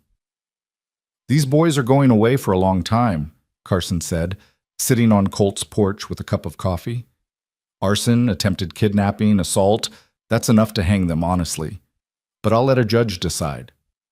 "What about their boss?" Colt asked. Clayton mentioned powerful friends in Amarillo. Carson spat over the porch rail. "Clayton Murdoch, son of a banker, thinks money makes him untouchable. His daddy's tried to buy him out of trouble before, but this time he went too far." He looked at Colt seriously. "You did right standing your ground. Men like that, they need to learn the world doesn't revolve around their wants." "What about Miss Rose? Will she need to testify?" "Probably, but not for a while. Trial won't be for months, and honestly, with all your men as witnesses, her testimony's just icing on the cake." Carson finished his coffee and stood. "I'll take these idiots back to town. You focus on rebuilding that barn." After the sheriff left with his prisoners, the ranch settled into an exhausted quiet. The men who'd been up all night fighting the fire finally went to sleep. The cattle, spooked by the chaos, calmed down, and Colt found himself alone in the kitchen with Abigail, who was making breakfast like nothing had happened. But her hands shook as she cracked eggs into a bowl. "You should rest," Colt said. "I should cook. The men need to eat." "The men can wait. You need to stop pretending you're fine." She set down the bowl with more force than necessary. What do you want me to say, Colt? That I'm terrified? That every shadow makes me think someone's coming to take my son? That I lie awake at night wondering if I should just leave, go somewhere far away where trouble can't find me? Is that what you want? To leave? The question hung between them, heavy with implications. Abigail's face crumpled, and for the first time since this all started, she let herself cry. No, she sobbed. That's the problem. I don't want to leave. This place, it's the first home I've had in years. The first place I've felt safe. The first place where I'm not just surviving, but actually living. She wiped her eyes angrily. And I'm terrified that I'm going to lose it. That I'm going to lose you. The last part came out as barely a whisper, but Colt heard it clearly. His heart, which had spent 3 years locked in ice, cracked wide open. He crossed the kitchen in 3 strides and pulled her into his arms. She resisted for half a second, then collapsed against his chest, crying into his shirt while he held her and Thomas both, his big hands gentle on her shaking shoulders. You're not losing anything, he murmured into her hair. You're not going anywhere. I won't let you. You can't promise that. Watch me. He pulled back just enough to look at her face. Abigail rose. You walked into my life carrying nothing but a baby and enough courage to shame most men I know. You saved my ranch twice, once with food, once with medicine. You brought music back into this house. You made my men remember what it feels like to be cared for. He cupped her face in his hands. And somewhere along the way, you made me remember what it feels like to be alive. Colt, I'm not finished. I know I'm twice your age. I know I'm broken in ways that might never fully heal. I know I've got no right to ask you for anything more than what you've already given. He took a shaky breath. But I'm asking anyway. Stay. Not as my cook. Not as my employee. Stay as... He couldn't finish the sentence. The words were too big, too terrifying. But Abigail understood. Her tears had stopped, and she was looking at him with an expression that made his breath catch. Wonder and hope and fear all mixed together. As what? She whispered. As mine, he said simply. As someone I get to protect and care for. As someone who belongs here, not because she has nowhere else to go, but because this is where she wants to be. And you? She asked. Where do you belong? Wherever you are. The words were out before he could stop them, raw and honest and more vulnerable than he'd been in years. Abigail's eyes widened, then filled with fresh tears, but these were different. These were happy. I'm scared, she admitted. Me too. I don't want to replace your wife. I could never... You're not replacing anyone. You're something entirely new. He stroked her cheek. Sarah was my past. She'll always be part of me. But you're my future, if you'll have me. Thomas, still between them, made a gurgling sound that could have been approval or protest. Abigail laughed through her tears, the sound watery but genuine. My son seems to think it's a good idea, she said. Smart boy. But Colt, this is crazy. We barely know each other. I've only been here a few months. I've known men for 20 years who I understand less than I understand you. Time isn't what matters. It's whether we're willing to try. She studied his face, and Colt let her look. Let her see all the scars and rough edges and broken places he usually kept hidden. Let her see the man beneath the cattle baron, the widower beneath the boss, the lonely soul beneath the hard exterior. Okay, she said finally. Okay? Okay, I'll stay. I'll try. She took a deep breath. I'll be yours, if you'll be mine. Colt smiled, really smiled. For the first time in so long, he'd forgotten what it felt like. Deal. He wanted to kiss her. God, he wanted to kiss her more than he'd wanted anything in years. But Thomas was between them, and the moment felt too fragile, too new. So instead, he pressed his forehead against hers, breathing in her scent of rosemary and wood smoke, and something uniquely her. We'll figure this out, he murmured. One day at a time. One day at a time, she agreed. And for the first time since her husband had died in that mind collapse, Abigail let herself believe that maybe, just maybe, she'd found something worth building a future on. The weeks that followed were strange and wonderful and occasionally awkward as Colt and Abigail navigated their new relationship. They didn't announce anything to the men, didn't need to. The crew had eyes, and they saw the way Colt looked at Abigail now, the way he found excuses to be near her, the way she smiled when he entered a room. "About damn time," Wade said one evening, clapping Colt on the shoulder. "We were starting to think you were blind." "What's that supposed to mean?" "Boss, that woman's been looking at you like you hung the moon since about week 2. Rest of us were just waiting for you to catch up." Colt didn't know what to say to that, so he just grunted and went back to work. But that night, he found himself watching Abigail more carefully, looking for signs of what Wade had mentioned, and he saw it. The way her eyes followed him across the room, the way she blushed when he complimented her cooking, the way she found reasons to touch his arm, his hand, his shoulder in passing, small gestures that might mean nothing or might mean everything. It made him feel young and foolish and terrified and exhilarated all at once. One evening in late December, with Christmas approaching and the ranch slowly recovering from the fire, Colt finally worked up the courage to make his intentions clear. He'd spent the afternoon in town, supposedly buying supplies, but actually consulting with the local minister and jeweler. The ring he came back with was simple, a thin gold band with a single small diamond, but it was honest and solid, just like the woman he intended to give it to. He found her in her garden, even though it was nearly frozen solid. She was checking on the herbs, covering them with straw to protect them from the worst of the winter cold. "Those plants are tougher than you think," Colt said, announcing his presence. Abigail looked up and smiled. "So am I. But a little protection never hurt anyone." No, it didn't.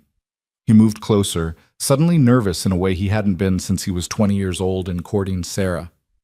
"Can we talk?" "Of course."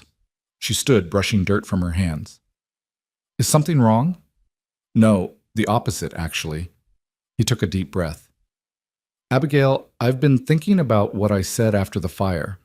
About you staying, about us trying." Her face fell slightly. "You've changed your mind." "No, God, no, the opposite." He pulled the ring from his pocket, holding it out between them like an offering. "I want to make it permanent, legal. I want—" His voice cracked slightly. "I want you to marry me." Abigail stared at the ring, her mouth opening and closing without sound. "I know it's fast," Colt rushed on. "I know people will talk, but I don't care what people think. I care about you and Thomas. I care about waking up every day knowing you're here. I care about building something real, something lasting." He paused. "I love you. I don't know when it happened exactly, but somewhere between the first meal you cooked and the way you saved my cattle and the night you played my guitar in the barn, I fell in love with you. And I want to spend whatever time I have left making sure you know it." Tears streamed down Abigail's face, but she was smiling. "You love me? Is that so hard to believe?" "Yes, you're Colt Merriman. You're strong and successful and broken," he interrupted, "and lonely, and completely undone by a woman who walked 12 miles through the prairie heat, carrying a baby just to ask for a job." She laughed through her tears. "When you put it like that, so?" He held the ring up higher. "Will you marry me? Will you let me be Thomas's father? Will you let me spend the rest of my life trying to deserve you?" Abigail looked at him for a long moment, and Colt saw his entire future hanging in the balance. Then she stepped forward, took his face in her dirty, calloused hands, and kissed him. It was gentle and sweet, and tasted like tears and promises. When she pulled back, she was still crying, still smiling. "Yes," she whispered, "yes to everything." Colt slipped the ring onto her finger with shaking hands. It fit perfectly, gleaming against her work-worn skin. Then he kissed her again, deeper this time, years of loneliness and grief melting away in the warmth of her acceptance. When they finally broke apart, the sun was setting, painting the prairie in shades of gold and pink. Colt pulled Abigail close, tucking her under his arm, and together they stood in the garden she'd coaxed from dead ground. "We should tell the men," Abigail said eventually. "Tomorrow. Tonight. Let's just—" He trailed off, not sure how to explain what he felt. "Enjoy it," she suggested. "The quiet before everything changes?" "Yeah, that." They stood in comfortable silence until Thomas's cry echoed from the house, summoning his mother. Abigail laughed and pulled away reluctantly. "Duty calls. I'll come with you." and they walked back to the house together, engaged now, promised to each other, ready to face whatever came next. Inside, Billy was pacing with a fussy Thomas, looking relieved when Abigail appeared. "Thank God," the young cowboy said. "He's been crying for 10 minutes. I tried everything." "He's hungry," Abigail said, taking her son and settling into the rocking chair Colt had moved into the kitchen weeks ago. As she began nursing, Colt stood in the doorway, watching this domestic scene and feeling something settle in his chest. This was what he'd been missing. Not just a woman, not just a cook or healer, but a family. People to care for, people who cared back, people who made this big empty house feel like a home. Billy caught sight of the ring on Abigail's hand and his jaw dropped. Are you two? "We're getting married," Colt said simply. Billy whooped so loud that Thomas startled and began crying again. Sorry, but this is amazing. The boys are going to lose their minds." He was already heading for the door. "I got to tell Wade, he owes me $5. "You bet on this," Colt called after him. "Everyone bet on this. Sutton had Christmas, Wade had New Year's, I had December. I won." Billy disappeared into the night, still celebrating. Abigail laughed, soothing Thomas back to calmness. "Apparently we weren't as subtle as we thought." "Apparently not." Colt moved closer, kneeling beside the rocking chair. "Does that bother you?"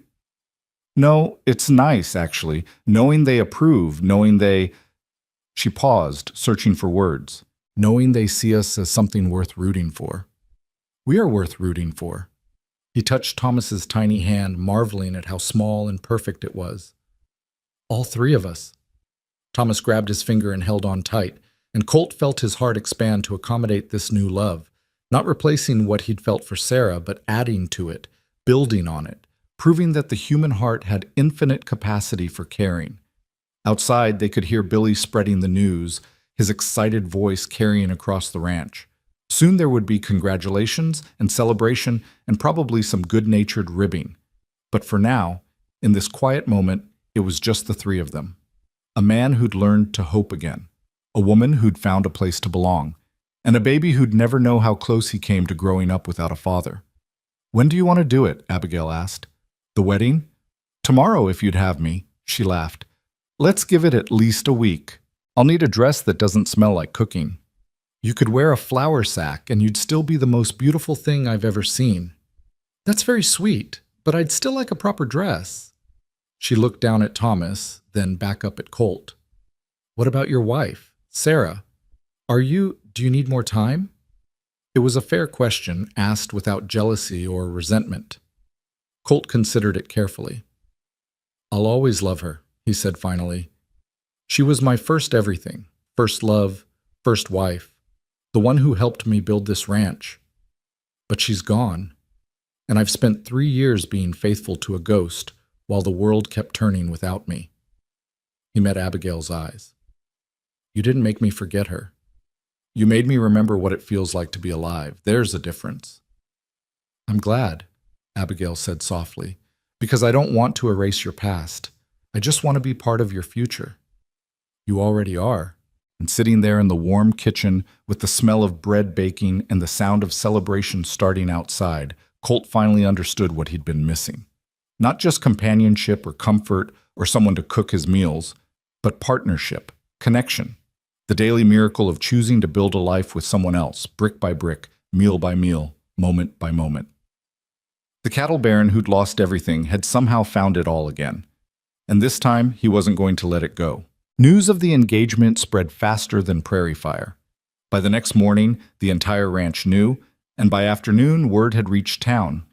Neighbors stopped by with congratulations and curiosity in equal measure. Some came bearing gifts, a hand-stitched quilt, preserves, a rocking horse carved from cottonwood for Thomas. Others came simply to see if the rumors were true, that the grieving widower Colt Merriman had finally found someone to fill the empty spaces in his life. Most offered genuine happiness. A few offered thinly veiled judgment. "Bit fast, isn't it?" Mrs. Henderson from the neighboring ranch said, her voice dripping with false concern. "Your poor Sarah's barely been gone 3 years." Abigail, who was serving coffee when this comment landed like a stone in still water, felt her face flush, But before she could respond, Colt's voice cut through the tension. 3 years is long enough to mourn, Mrs. Henderson, and I'd appreciate it if you'd respect my decision. His tone was polite but firm, the voice of a man who'd made peace with his choice. Abigail's made this ranch a home again. Made me remember what living feels like. That's not disrespecting Sarah's memory, it's honoring what she would have wanted for me. Mrs. Henderson had the grace to look embarrassed. She finished her coffee quickly and left, but not before Abigail caught her whispering to her companion about indecent haste and that woman with the baby. After they'd gone, Abigail sat at the kitchen table, her hands wrapped around a cooling cup of tea. "Does it bother you?" Colt asked, sitting across from her. "What people say?" "I wish it didn't." She stared into her cup. "But I know what they're thinking, that I'm some opportunistic woman who trapped a wealthy rancher, that I used my cooking and my baby to manipulate you into—" "Stop." Colt reached across the table and took her hand. "I don't give a damn what they think. I know the truth. You didn't trap me. You saved me. There's a difference." "Is there?" Her voice was small, uncertain. "Because sometimes I wonder if we're moving too fast. If maybe we should wait, give people time to— To what? To accept us? To give their blessing?" Colt squeezed her hand. "Abigail, I've spent 3 years doing what other people expected. Being the grieving widower, keeping Sarah's room locked, refusing to move on because that's what a devoted husband does." His voice grew passionate. "But you know what? Sarah's dead, and I'm not. And I refuse to spend whatever years I have left apologizing for choosing to be happy." Tears welled in Abigail's eyes, but she was smiling. "You're happy? Happier than I've been in years, aren't you?" She thought about it, really thought about it. 3 months ago, she'd been walking through the desert heat, desperate and alone, with nothing but a baby and a hope that somewhere, someone might give her a chance. Now she had a home, work she was good at, respect from the community, and a man who looked at her like she'd hung the moon. "Yes," she said softly. "I'm happy. Terrified, but happy. Then that's all that matters." He stood, pulled her to her feet, and kissed her forehead. "Let them talk. We know the truth." But the talk didn't stop. If anything, it grew worse as the wedding date approached. Colt had wanted something simple, just a ceremony at the ranch with the minister and his men as witnesses. But Abigail insisted on doing it properly, in the small church in town, with an invitation extended to anyone who wanted to come. "I won't hide," she said firmly. "I won't act like we're ashamed of what we're doing. If we're going to do this, we do it in front of God and everyone, and we hold our heads high." Colt had never loved her more than in that moment. The week before the wedding, Wade took Colt aside with a concerned expression. "Boss, you should know. There's been talk in town about Miss Abby." Colt's jaw tightened. "What kind of talk?" "The ugly kind. Some folks saying she bewitched you with her herbs and potions. Others saying she's after your money. One old biddy even claimed Thomas isn't really her dead husband's baby, that she was already pregnant when she showed up here." Rage flooded through Colt, hot and immediate. "Who said that?" "Does it matter? It's horseshit and everyone with sense knows it." Wade shifted uncomfortably. "But I thought you should be prepared, in case someone says something at the wedding." "They won't." Colt's voice was hard as iron. "Because if anyone insults my wife-to-be, they'll answer to me. Spread that word, Wade. Make sure everyone knows." "Yes, sir." That night, Colt told Abigail about the rumors. He watched her face carefully, expecting tears or anger. Instead, she just looked tired. "I knew this would happen," she said quietly. "People always fear what they don't understand. A woman who knows herbs, who can heal, that's witchcraft to them. Never mind that I learned it from my mother, who learned it from her mother. Never mind that everything I do has roots in common sense and observation." "You're not a witch?" "No, but I'm also not sorry for what I know." She met his eyes. "I won't stop healing people, Colt. Even after we're married. I can't. It's part of who I am." "I know, and I wouldn't ask you to stop." He pulled her close. "But I will ask you to be careful. Not everyone appreciates help, and some people are dangerous when they're afraid. I'll be careful." She rested her head against his chest. "But I won't hide. Wouldn't expect you to. 3 days before the wedding, disaster struck again, though this time it came from nature rather than men. Colt was in the barn when he heard the commotion. He ran outside to find several hands gathered around something on the ground. As he pushed through, his stomach dropped. It was one of his best breeding mares, collapsed and breathing in labored gasps. Her sides were distended, sweat coating her flanks. She was in foal, but something had gone wrong. "How long has she been like this?" Colt demanded. "Found her about 10 minutes ago," Sutton said. "She was fine this morning. Now—" He shook his head grimly. Colt knelt beside the mare, running his hands over her swollen belly. He'd seen difficult births before, knew the signs of a breech or a foal too big to be born naturally. This was bad. Without help, both mother and baby would die. "Get Doc Randall," he ordered. "Boss, he's in Amarillo treating some banker's wife. Won't be back for 3 days. 3 days. The wedding was in 3 days. And this mare would be dead in 3 hours without intervention. "Then get Miss Rose," Colt said. "She's a people doctor, not a horse doctor," someone protested. "She understands birth and bodies and medicine better than any of us. Get her. Now." 5 minutes later, Abigail arrived, Thomas strapped to her back, her face serious as she assessed the situation. She circled the mare slowly, watching her breathing, the way she tried and failed to stand, the panic in her rolling eyes. "The foal's stuck," Abigail said finally. "Probably turned wrong. Can't be born the way it is." "Can you fix it?" Colt asked. "I can try." She looked at him seriously. "But I've only done this twice, and one didn't survive. I'm not a veterinarian, Colt. I might make things worse. Or you might save them both. That's better odds than they've got right now." She nodded once, then started issuing orders with the same authority she'd shown when treating Tommy Wilson. "I need hot water, clean cloths, and soap. Someone take Thomas, and I need space. Everyone but Colt and one other man. Back up." Wade volunteered to stay. The others retreated but didn't leave, forming a concerned circle at a distance. Abigail washed her hands and arms thoroughly, then knelt beside the mare's hindquarters. "Hold her head," she told Colt. "Keep her calm. This is going to hurt." Colt positioned himself at the mare's head, stroking her neck, murmuring the nonsense words that sometimes soothed frightened animals. He watched Abigail work, her face set in concentration, her hands moving with careful confidence despite her claimed lack of experience. She reached inside the mare, her face contorting with effort, feeling for the foal that was trapped. The mare screamed, a horrible, human-like sound, and tried to kick. Wade held her back legs while Colt kept her head down. "I've got it," Abigail gasped. "One leg folded wrong. If I can just—" She worked for what felt like hours but was probably only minutes. Sweat poured down her face. The mare thrashed weakly, exhausted from labor and pain. Colt kept talking, kept stroking, kept praying to whatever God might be listening. Then Abigail's face changed. "There, it's turned. Now we just need—" The mare gave one last massive push, and suddenly the foal was sliding out in a rush of fluid and membrane. It lay still on the straw, not breathing, its coat dark and wet. "No," Abigail whispered. She moved immediately to the foal, clearing its nose and mouth, rubbing its chest vigorously. "Come on, baby. Breathe. Come on." Nothing. The foal lay limp and lifeless.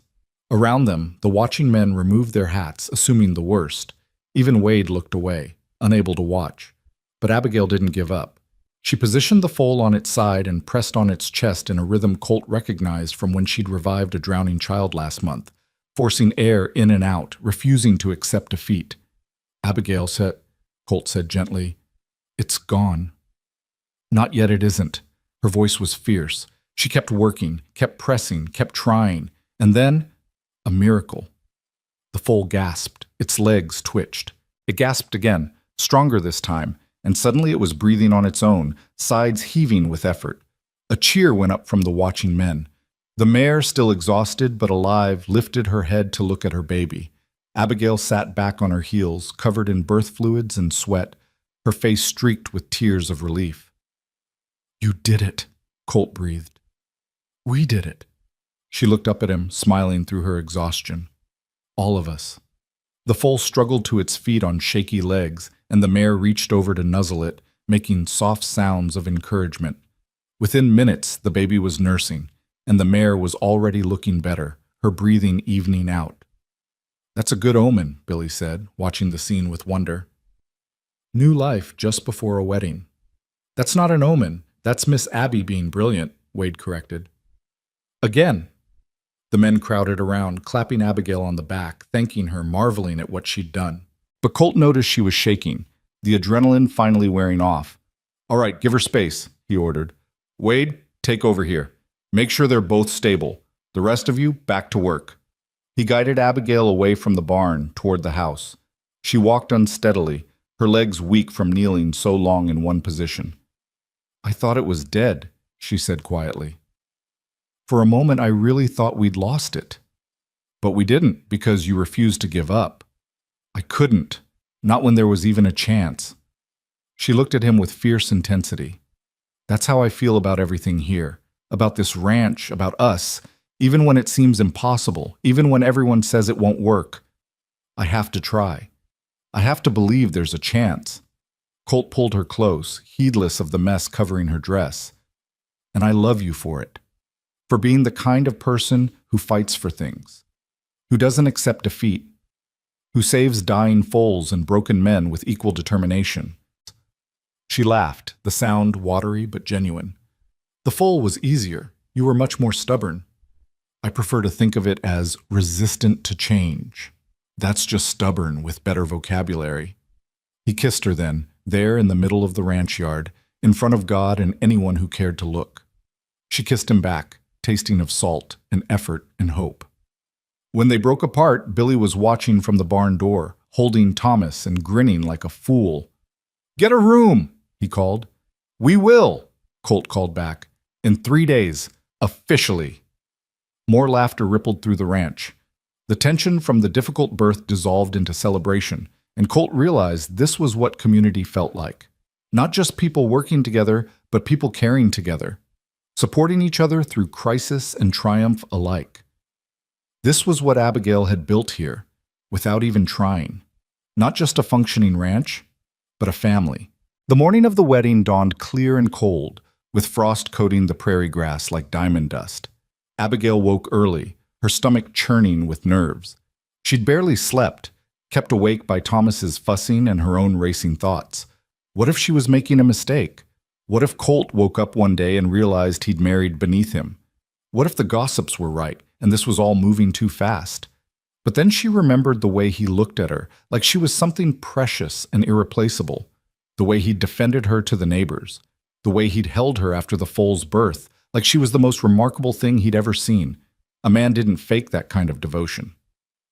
A knock at her door interrupted her thoughts.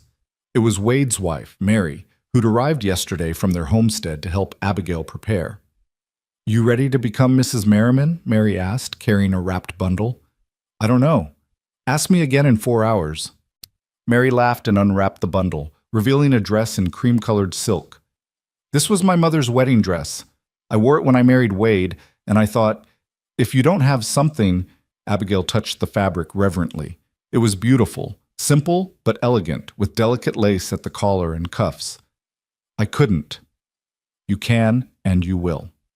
Every bride deserves to feel beautiful on her wedding day." Mary's eyes were kind. "Besides, it's good luck. My mother was married for 47 years. I've been married for 20. Maybe it'll bring you the same fortune." Tears pricked Abigail's eyes. "Thank you. Don't thank me yet. We still have to get you into it and fix your hair. Thomas, you be good for Auntie Mary while your mama gets beautiful, all right?" The next 3 hours passed in a blur of preparation. Mary worked miracles with Abigail's hair, braiding it into an elegant crown and weaving in small wildflowers that Billy had picked that morning. The dress fit perfectly, as if it had been waiting for her all along. Mary even produced a string of pearls, borrowed from the general store owner's wife. She insisted you have something nice, that Abigail fastened around her neck with shaking hands. When she finally looked in the mirror, she barely recognized herself. The exhausted woman who'd walked 12 miles through the prairie heat had transformed into someone radiant, someone worthy of standing beside a man like Colt Merriman. "He's not going to know what hit him," Mary said, smiling. At the church, Colt was having his own crisis of confidence. He stood in the small room off the sanctuary, tugging at his collar, while Wade and Sutton tried to calm him down. "What if she changes her mind?" Colt said. "What if she gets to the church and realizes this is insane?" "Then she's smarter than we thought," Sutton deadpanned. "Not helping," Wade said. He turned to Colt. "Boss, that woman walked through the desert to get here. She fought off kidnappers. She saved your cattle from poisoning and your mare from dying. You think she's going to get cold feet over a wedding? People do. Not people like her. She's tougher than both of us combined." Wade straightened Colt's tie. "Now stop fidgeting and go get married. Some of us have money riding on this actually happening." "You bet on my wedding. Everyone bet on your wedding. Billy's got 2-to-1 odds you cry during the ceremony." "I'm not going to cry." "We'll see." The church was packed. Every ranch hand who could be spared was there, scrubbed clean and wearing their Sunday best. Neighbors filled the pews, some genuinely happy, others clearly there to satisfy their curiosity. Even Sheriff Carson had showed up, tipping his hat to Colt as he took a seat near the back. Colt stood at the altar, his hands clasped behind his back to hide their trembling. The minister, a kind-faced man named Reverend Thomas, gave him an encouraging smile. "Breathe, son. She'll be here." Then the doors opened and Abigail appeared. Colt forgot how to breathe entirely. She was radiant, walking slowly down the aisle with Thomas in her arms, wearing a dress that made her look like something from a dream. But it wasn't the dress that stopped Colt's heart. It was her smile. Nervous but determined, scared but brave, looking at him like he was her destination, her home, her future. Billy, acting as her escort since she had no father to give her away, walked beside her with visible pride. When they reached the altar, Billy carefully transferred Thomas into Mary's arms, then stepped back. Abigail took Colt's offered hand, and suddenly the world narrowed to just the two of them. "You look beautiful," he whispered. "You look terrified," she whispered back. "That too." Reverend Thomas cleared his throat and began the ceremony. The words washed over Colt in a haze of emotion, something about love and commitment and building a life together. He said, "I do," when prompted, his voice steady despite the storm of feeling inside him. Then it was Abigail's turn. "Do you," Abigail rose, "take this man to be your lawfully wedded husband, to have and to hold from this day forward, for better or worse, for richer or poorer, in sickness and in health, until death do you part?" Abigail looked at Colt, and in her eyes, he saw every moment that had brought them here. The day she'd arrived desperate and determined, the night she'd saved Tommy Wilson, the hours spent treating poisoned cattle, the moment in the barn when music had returned to his life, the proposal in her garden, the foal they'd saved together just 3 days ago. "I do," she said, and her voice rang clear and certain through the church. Reverend Thomas smiled. "Then, by the power vested in me by the state of Texas and Almighty God, I now pronounce you husband and wife. You may kiss your bride." Colt had kissed Abigail before, quick, stolen moments of affection. But this kiss was different. This kiss was a promise, a commitment, a declaration to everyone watching that she was his and he was hers, now and forever. When they finally broke apart, cheers erupted through the church. Hats flew in the air. Someone, probably Billy, was whooping like a madman. And Colt, looking at his new wife's tear-stained, joy-filled face, felt something he hadn't felt in 3 long years. Complete. The celebration afterward was simple but heartfelt. The ranch hands had set up tables outside the church, covered with food that various neighbors had contributed. There was music, Colt playing his guitar while others joined in with fiddles and harmonicas. Children ran between the tables, laughing and playing. Thomas was passed from person to person, cooed over and spoiled by every woman in attendance. Abigail stood beside Colt, her hand in his, watching the celebration unfold with wonder. "Is this real?" she murmured. "If it's not, don't wake me up. Wake me." She laughed and leaned into him. "Thank you." "For what?" "For seeing me. For taking a chance on me. For making me believe that maybe I deserve something good, after all the bad." Colt turned to face her fully, framing her face with his hands. "Abigail Merriman, God, I love saying that, you deserve every good thing this world has to offer. and I'm going to spend the rest of my life trying to give them to you. Just don't burn down any more barns in the process. No promises." They were interrupted by Wade tapping a glass for attention. The crowd quieted, turning to look. "I just want to say a few words about the boss and his new bride," Wade began. 6 months ago, this ranch was dying. The men were miserable. The boss was existing, not living.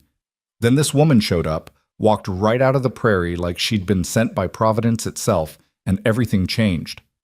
Murmurs of agreement rippled through the crowd. She fed us. She healed us. She reminded us what it felt like to be cared for instead of just managed. And she did something even more miraculous. She brought our boss back to life. Wade raised his glass. "So here's to Abigail Rose Merriman, the best cook, the best healer, and now the best thing that ever happened to this ranch. May your marriage be long, your pantry always full, and your garden forever green." "To Abigail!" the crowd chorused, drinking deep. Abigail's eyes were wet, but she was smiling. She raised her own glass in acknowledgement, then turned to Colt. "Your turn," she said. "I'm not good with words." "Try anyway." Colt cleared his throat, suddenly nervous despite being surrounded by people he'd known for years. I'm not good at speeches, but I want to say something about Abigail and about what she's meant to me." The crowd settled, listening intently. 3 years ago, I buried my wife, and I thought that was it, that I'd had my shot at happiness and lost it. I locked myself away, did my duty, kept the ranch running, but I was just going through the motions. Then this woman showed up, asking for a job, and I almost sent her away. Almost told her no because I was too scared to let anything new into my life. He looked at Abigail, who was watching him with such love it made his chest ache. But she didn't give me a choice. She walked into my kitchen and started cooking, started healing, started making this place feel like a home instead of a tomb. She taught me that loving someone who's gone doesn't mean you can't love someone who's here, that starting over isn't betraying the past. It's honoring it by choosing to keep living. His voice cracked slightly, and he paused to collect himself. Several people in the crowd were crying now, including Wade. "So thank you, Abigail, for being stubborn enough to insist on staying, for being brave enough to love a broken man, and for reminding me that as long as we're alive, there's always a chance to start again." He raised his glass. "To second chances, and to the woman who gave me mine." The crowd erupted in cheers again, and Billy collected his winnings from Wade with a triumphant grin. Colt had indeed cried, though just barely. As the celebration continued into the evening, Colt found himself standing apart from the crowd for a moment, watching everything unfold. His ranch, his men, his wife, his new family.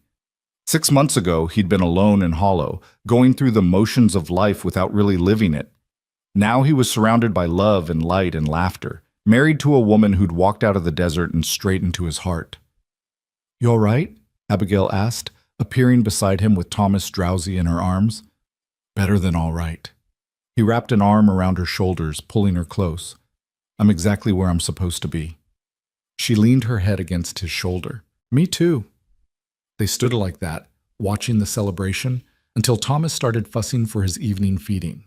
Abigail excused herself to a quiet corner while Colt made the rounds, thanking everyone for coming, accepting congratulations and well wishes. As the sun began to set, painting the prairie in brilliant shades of orange and gold, the crowd started to thin.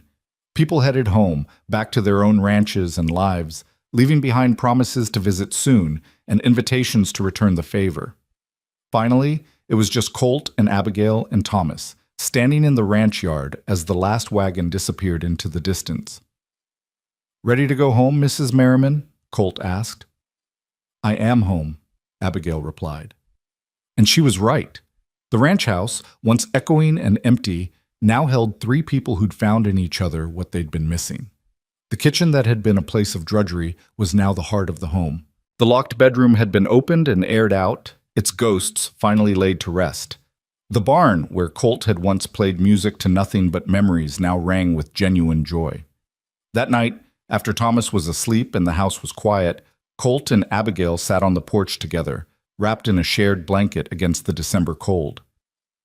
"What are you thinking about?" she asked. "The sign," Colt said. "What sign?" "For the ranch. I've been thinking about changing it, adding your name, Merriman and Rose Ranch. Abigail smiled. I like that. Though technically it's just Merriman now. You'll always be Rose to me, the woman who grew hope in dead ground. She was quiet for a moment, then said, I want to expand the garden in the spring, maybe start teaching more people about healing herbs. Turn it into something bigger, a place where people can come to learn, not just to get treatment when they're desperate. I think that's a wonderful idea. And I want to adopt Thomas, legally. Give him your name, make it official that he's ours. He already is ours, has been since the day you arrived. Colt kissed the top of her head. But yes, we'll make it legal. Thomas Merriman has a nice ring to it. They sat in comfortable silence, watching stars appear in the darkening sky. Somewhere in the distance, a coyote howled. Cattle lowed softly in their pens. The wind whispered through the prairie grass, carrying with it the promise of spring. Colt, Abigail said eventually. Yeah? Thank you for not giving up on me, on us. Thank you for not letting me. And there, on the porch of a ranch that had nearly died but was now thriving, two people who'd been broken found wholeness in each other. A cattle baron who'd forgotten how to live learned to hope again. A single mother who'd walked through the desert found a home worth fighting for. The sign went up 2 weeks later, carved by one of the hands who had a talent for woodwork. It hung proudly above the main gate, visible to anyone approaching from the road. Merriman and Rose Ranch, where spring came back to Texas. And beneath it, in smaller letters, a promise. All are welcome. Because that's what Abigail had taught them all. That a home wasn't just a building or a piece of land, but a place where broken things could be mended, where lost souls could find belonging, and where love, given a chance, could grow even in the hardest ground. The drought would come again. It always did in Texas. There would be more cattle to save, more illnesses to treat, more challenges to face. But they would face them together, this unexpected family built from desperation and hope. And on cold December nights, when Colt played his guitar and Abigail sang while Thomas slept peacefully nearby, they would remember how it all started. With a simple job posting, with a woman brave enough to walk 12 miles for a chance, with a man broken enough to let her try, with two people who'd lost everything finding in each other something worth building a future on. The Texas Panhandle didn't forgive weakness, but it rewarded courage. And in the end, that's what saved them both. Not perfection, not luck, but the simple courage to keep trying when it would have been easier to give up. To choose hope over despair. To choose life over mere survival. To choose love, even when, especially when, it seemed impossible. And they lived, not happily ever after in the fairy tale sense, but happily enough in the real way that mattered. With hard work and soft moments. With challenges overcome and dreams realized. With a garden that grew greener every year and a home that never stopped feeling full. Years later, when Thomas was grown and running the ranch himself, people would still talk about the legend of Abigail Rose, the woman who walked out of the desert and brought spring back to Texas. Some would say she was a witch. Others would call her a saint, but those who knew her best would simply say she was human, beautifully and imperfectly human, who loved hard and worked harder, and never stopped believing that broken things could be made whole. And Colt, who lived to see his 80th year with Abigail by his side the entire time, would tell anyone who asked that hiring a cook was the best business decision he ever made. Though really, he'd say with a wink, she'd hired him. All he'd done was be smart enough to say yes. 5 years passed like seasons through skilled hands, sometimes slow, sometimes swift, but always moving forward. The ranch that Abigail and Colt had saved together flourished in ways neither could have imagined that first desperate night when she'd cooked to prove her worth. The garden behind the barn had grown from a small patch of defiant herbs into something remarkable. 3 acres now, carefully tended and expertly organized, with sections for medicinal plants, culinary herbs, vegetables that fed the ranch hands, and even a small orchard of fruit trees that Abigail had coaxed into thriving against all odds. She'd built a small greenhouse with Colt's help, allowing her to grow delicate plants year-round, and the whole operation had become something of a legend in the county. People came from as far as Amarillo now, seeking Abigail's remedies and knowledge. She'd started holding classes twice a month, teaching women and a few brave men about healing herbs, proper nutrition, and the art of keeping a family healthy without always relying on expensive doctors. She never charged for these lessons, asking only that her students pass the knowledge forward. My mother always said that hoarding knowledge is the worst kind of poverty, she'd explained to Colt one evening. The more people who know how to heal, the fewer people suffer unnecessarily. The ranch itself had doubled in size. With the money saved from Abigail's remedies, which cost pennies compared to doctors' bills, and the increased productivity of well-fed, healthy workers, Colt had been able to purchase the neighboring property when Old Man Hutchins retired. They now ran over 1,000 head of cattle across 12,000 acres, with a crew of 35 men who were fiercely loyal to both Merriman and Rose.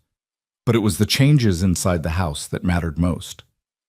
Sarah's old bedroom had been transformed into a nursery, though not for Thomas alone. 2 more children had joined the family. First, a daughter they'd named Sarah Rose, honoring both the past and the present. She was 3 now, with her mother's determination and her father's steady gaze, and she followed Abigail everywhere, learning about plants before she could properly pronounce their names. Then came another son, James, barely a year old, who had Colt's dark hair and a temperament so easygoing that Abigail often joked he must have been switched at birth. Thomas, now 5.5, had no memory of the desperate walk through the desert or the tiny room off the kitchen where he'd spent his first months. As far as he was concerned, Colt had always been his father, this ranch had always been his home, and the sprawling family of ranch hands had always been his extended family. He followed Wade around like a shadow, learning to rope and ride, already showing the kind of natural horsemanship that made Colt's chest swell with pride. "He's going to be better than both of us," Colt said one morning, watching Thomas successfully rope a fence post on his 3rd try. "He's got a good teacher," Abigail replied, leaning against her husband. Even after 5 years, the simple comfort of standing beside him still made her heart flutter. "You've given him something my first husband never could have. Stability. A future. We gave him that, you and me together." It was true. Everything they'd built had been built together, not just the garden or the ranch's prosperity, but a life that felt solid and real and worth protecting. Not that everything had been easy. There had been hard winters and dry summers, sick cattle, and financial close calls. There had been the time little Sarah had fallen from the barn loft and broken her arm, sending both parents into panic until Abigail's steady hands set the bone and Colt's gentle words calmed their screaming daughter. There had been the influenza outbreak that swept through the county, killing a dozen people before Abigail's elderberry syrup and careful nursing helped the ranch emerge relatively unscathed. And there had been the ghosts, the inevitable comparisons to Sarah, the whispers that never quite died away, the moments when Colt would grow distant and Abigail would wonder if she'd ever truly replace what he'd lost. But they'd learned to talk through those moments instead of letting them fester. Learned that loving someone new didn't erase the old love, but added to it, layered it, created something richer and more complex than either love alone could have been. "Sometimes I talk to her," Colt admitted one night, after the children were asleep and they sat together in their bedroom. "To Sarah, I mean. In my head. Telling her about you, about the kids, about how the ranch is doing." "What do you think she says back?" Abigail asked, not threatened but genuinely curious. "I think she's relieved. That I didn't waste the rest of my life grieving. That I found someone who could love this place and these people the way she did." He pulled Abigail closer. "That I found you." "I hope so," Abigail said softly, "because I like to think she'd approve. Of us. Of how we're raising the children. Of what we've built here. She would. I'm certain of it." The biggest change came in the spring of their 5th year together, when Abigail received a letter that arrived with the weekly mail delivery. Wade brought it to her in the garden, where she was transplanting seedlings with Sarah's help, which mostly consisted of the little girl making mud pies nearby. "This came for you, Miss Abby," Wade said, using the title he'd never quite dropped despite her married status. "Fancy envelope. From Austin."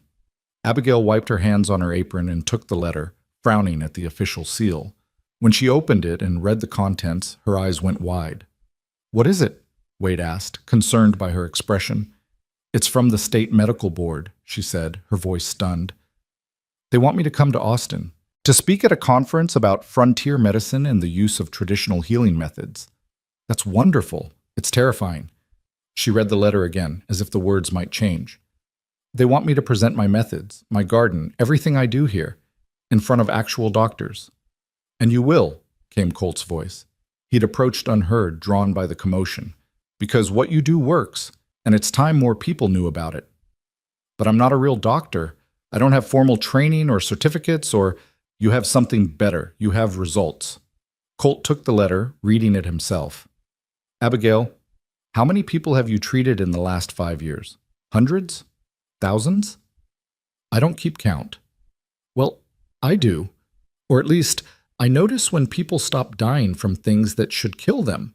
When children survive scarlet fever because you knew which herbs to use.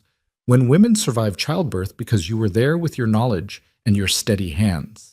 He handed the letter back. You're going to Austin, and I'm going with you. What about the ranch? The children? Wade can manage the ranch for a week. Mary would love to watch the children. You know she would. And this is important, Abigail, not just for you, but for every person who could benefit from this knowledge spreading.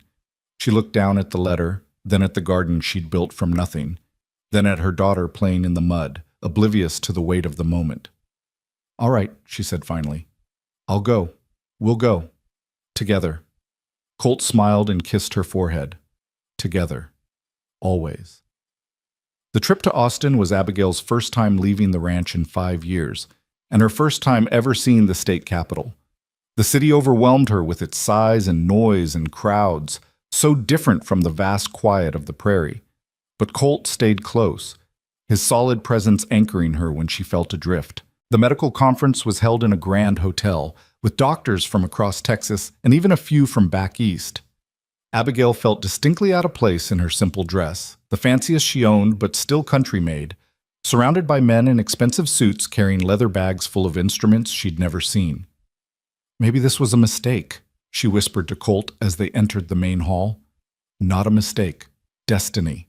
He squeezed her hand. Show them what frontier medicine really looks like. Her presentation was scheduled for the second day.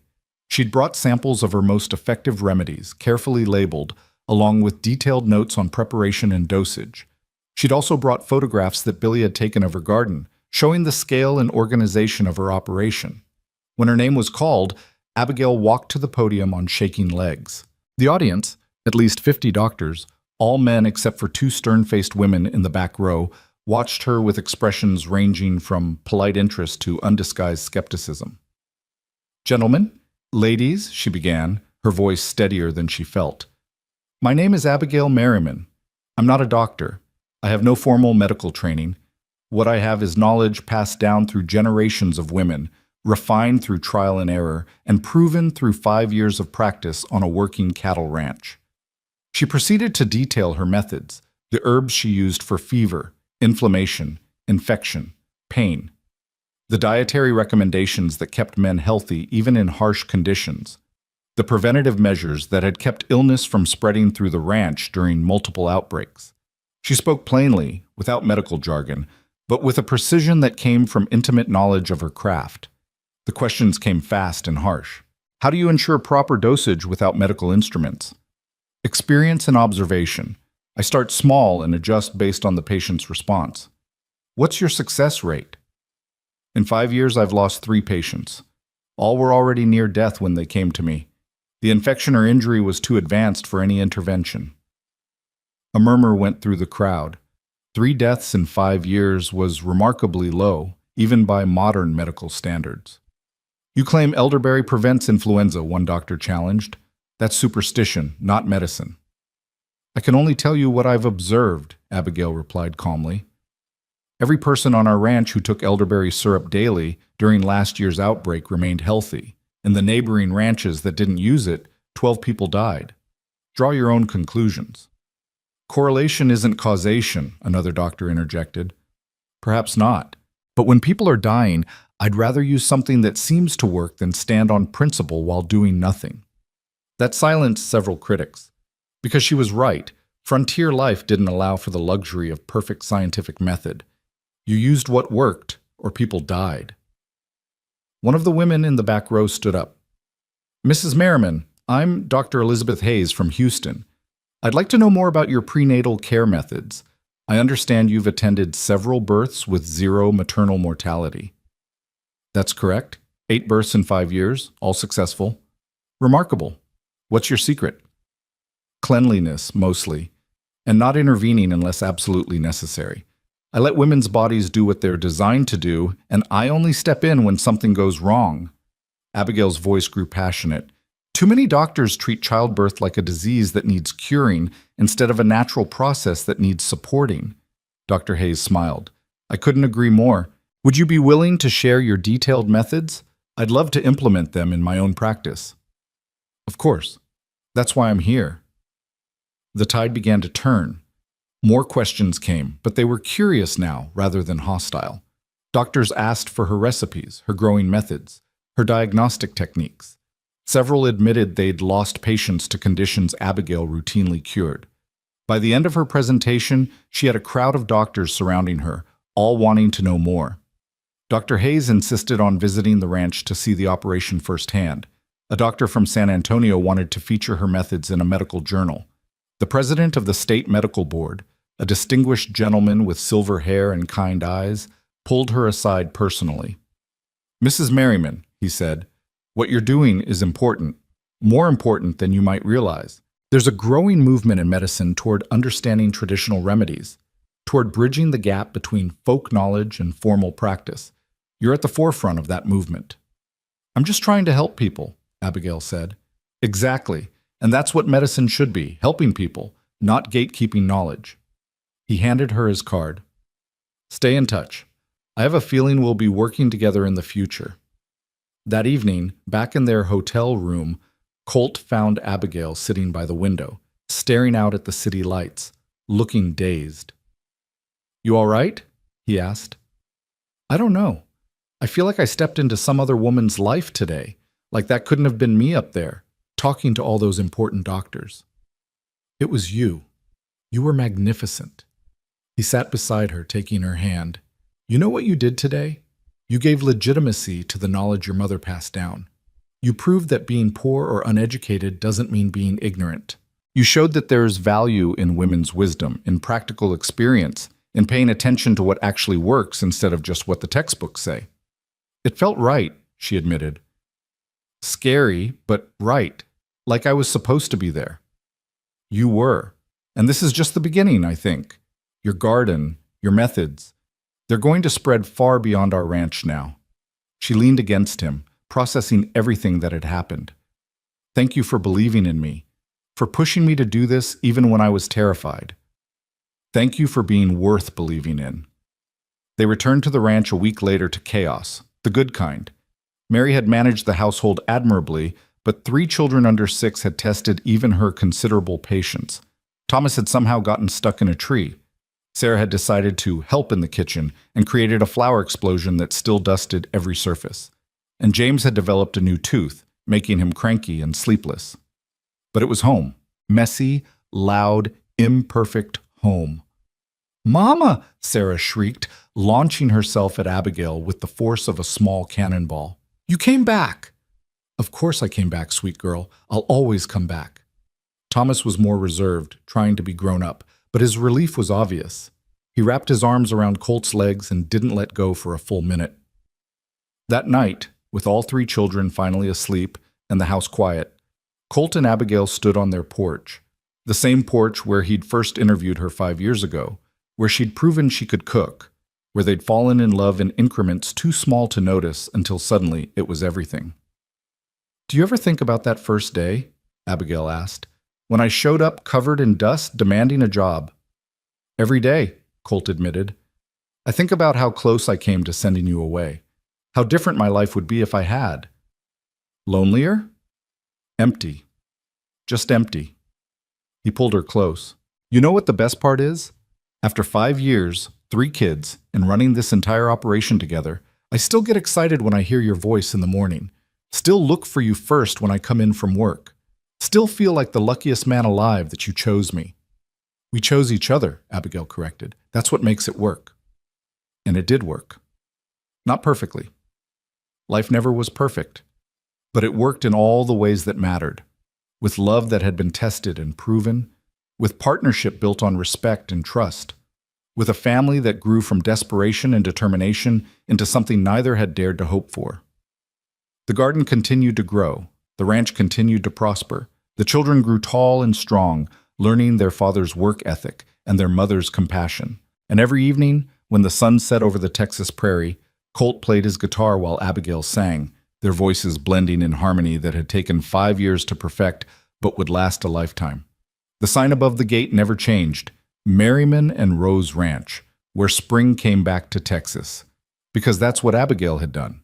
She'd brought spring to a place frozen in winter, hope to a man trapped in grief, and life to a ranch that had been merely surviving. And in return, Colt had given her something equally precious, a home where she belonged, a name she could be proud of, and the knowledge that she was loved not despite her past or her struggles, but because of everything she was and everything she'd overcome to get there. Together they'd built something that would outlast them both, not just a successful ranch or a revolutionary approach to healing, but a legacy of choosing hope over despair, love over fear, and possibility over resignation. And that in the end was the greatest gift two broken people could give each other, the courage to heal, the strength to grow, and the faith to believe that even in the hardest ground, with enough care and determination, beautiful things could bloom.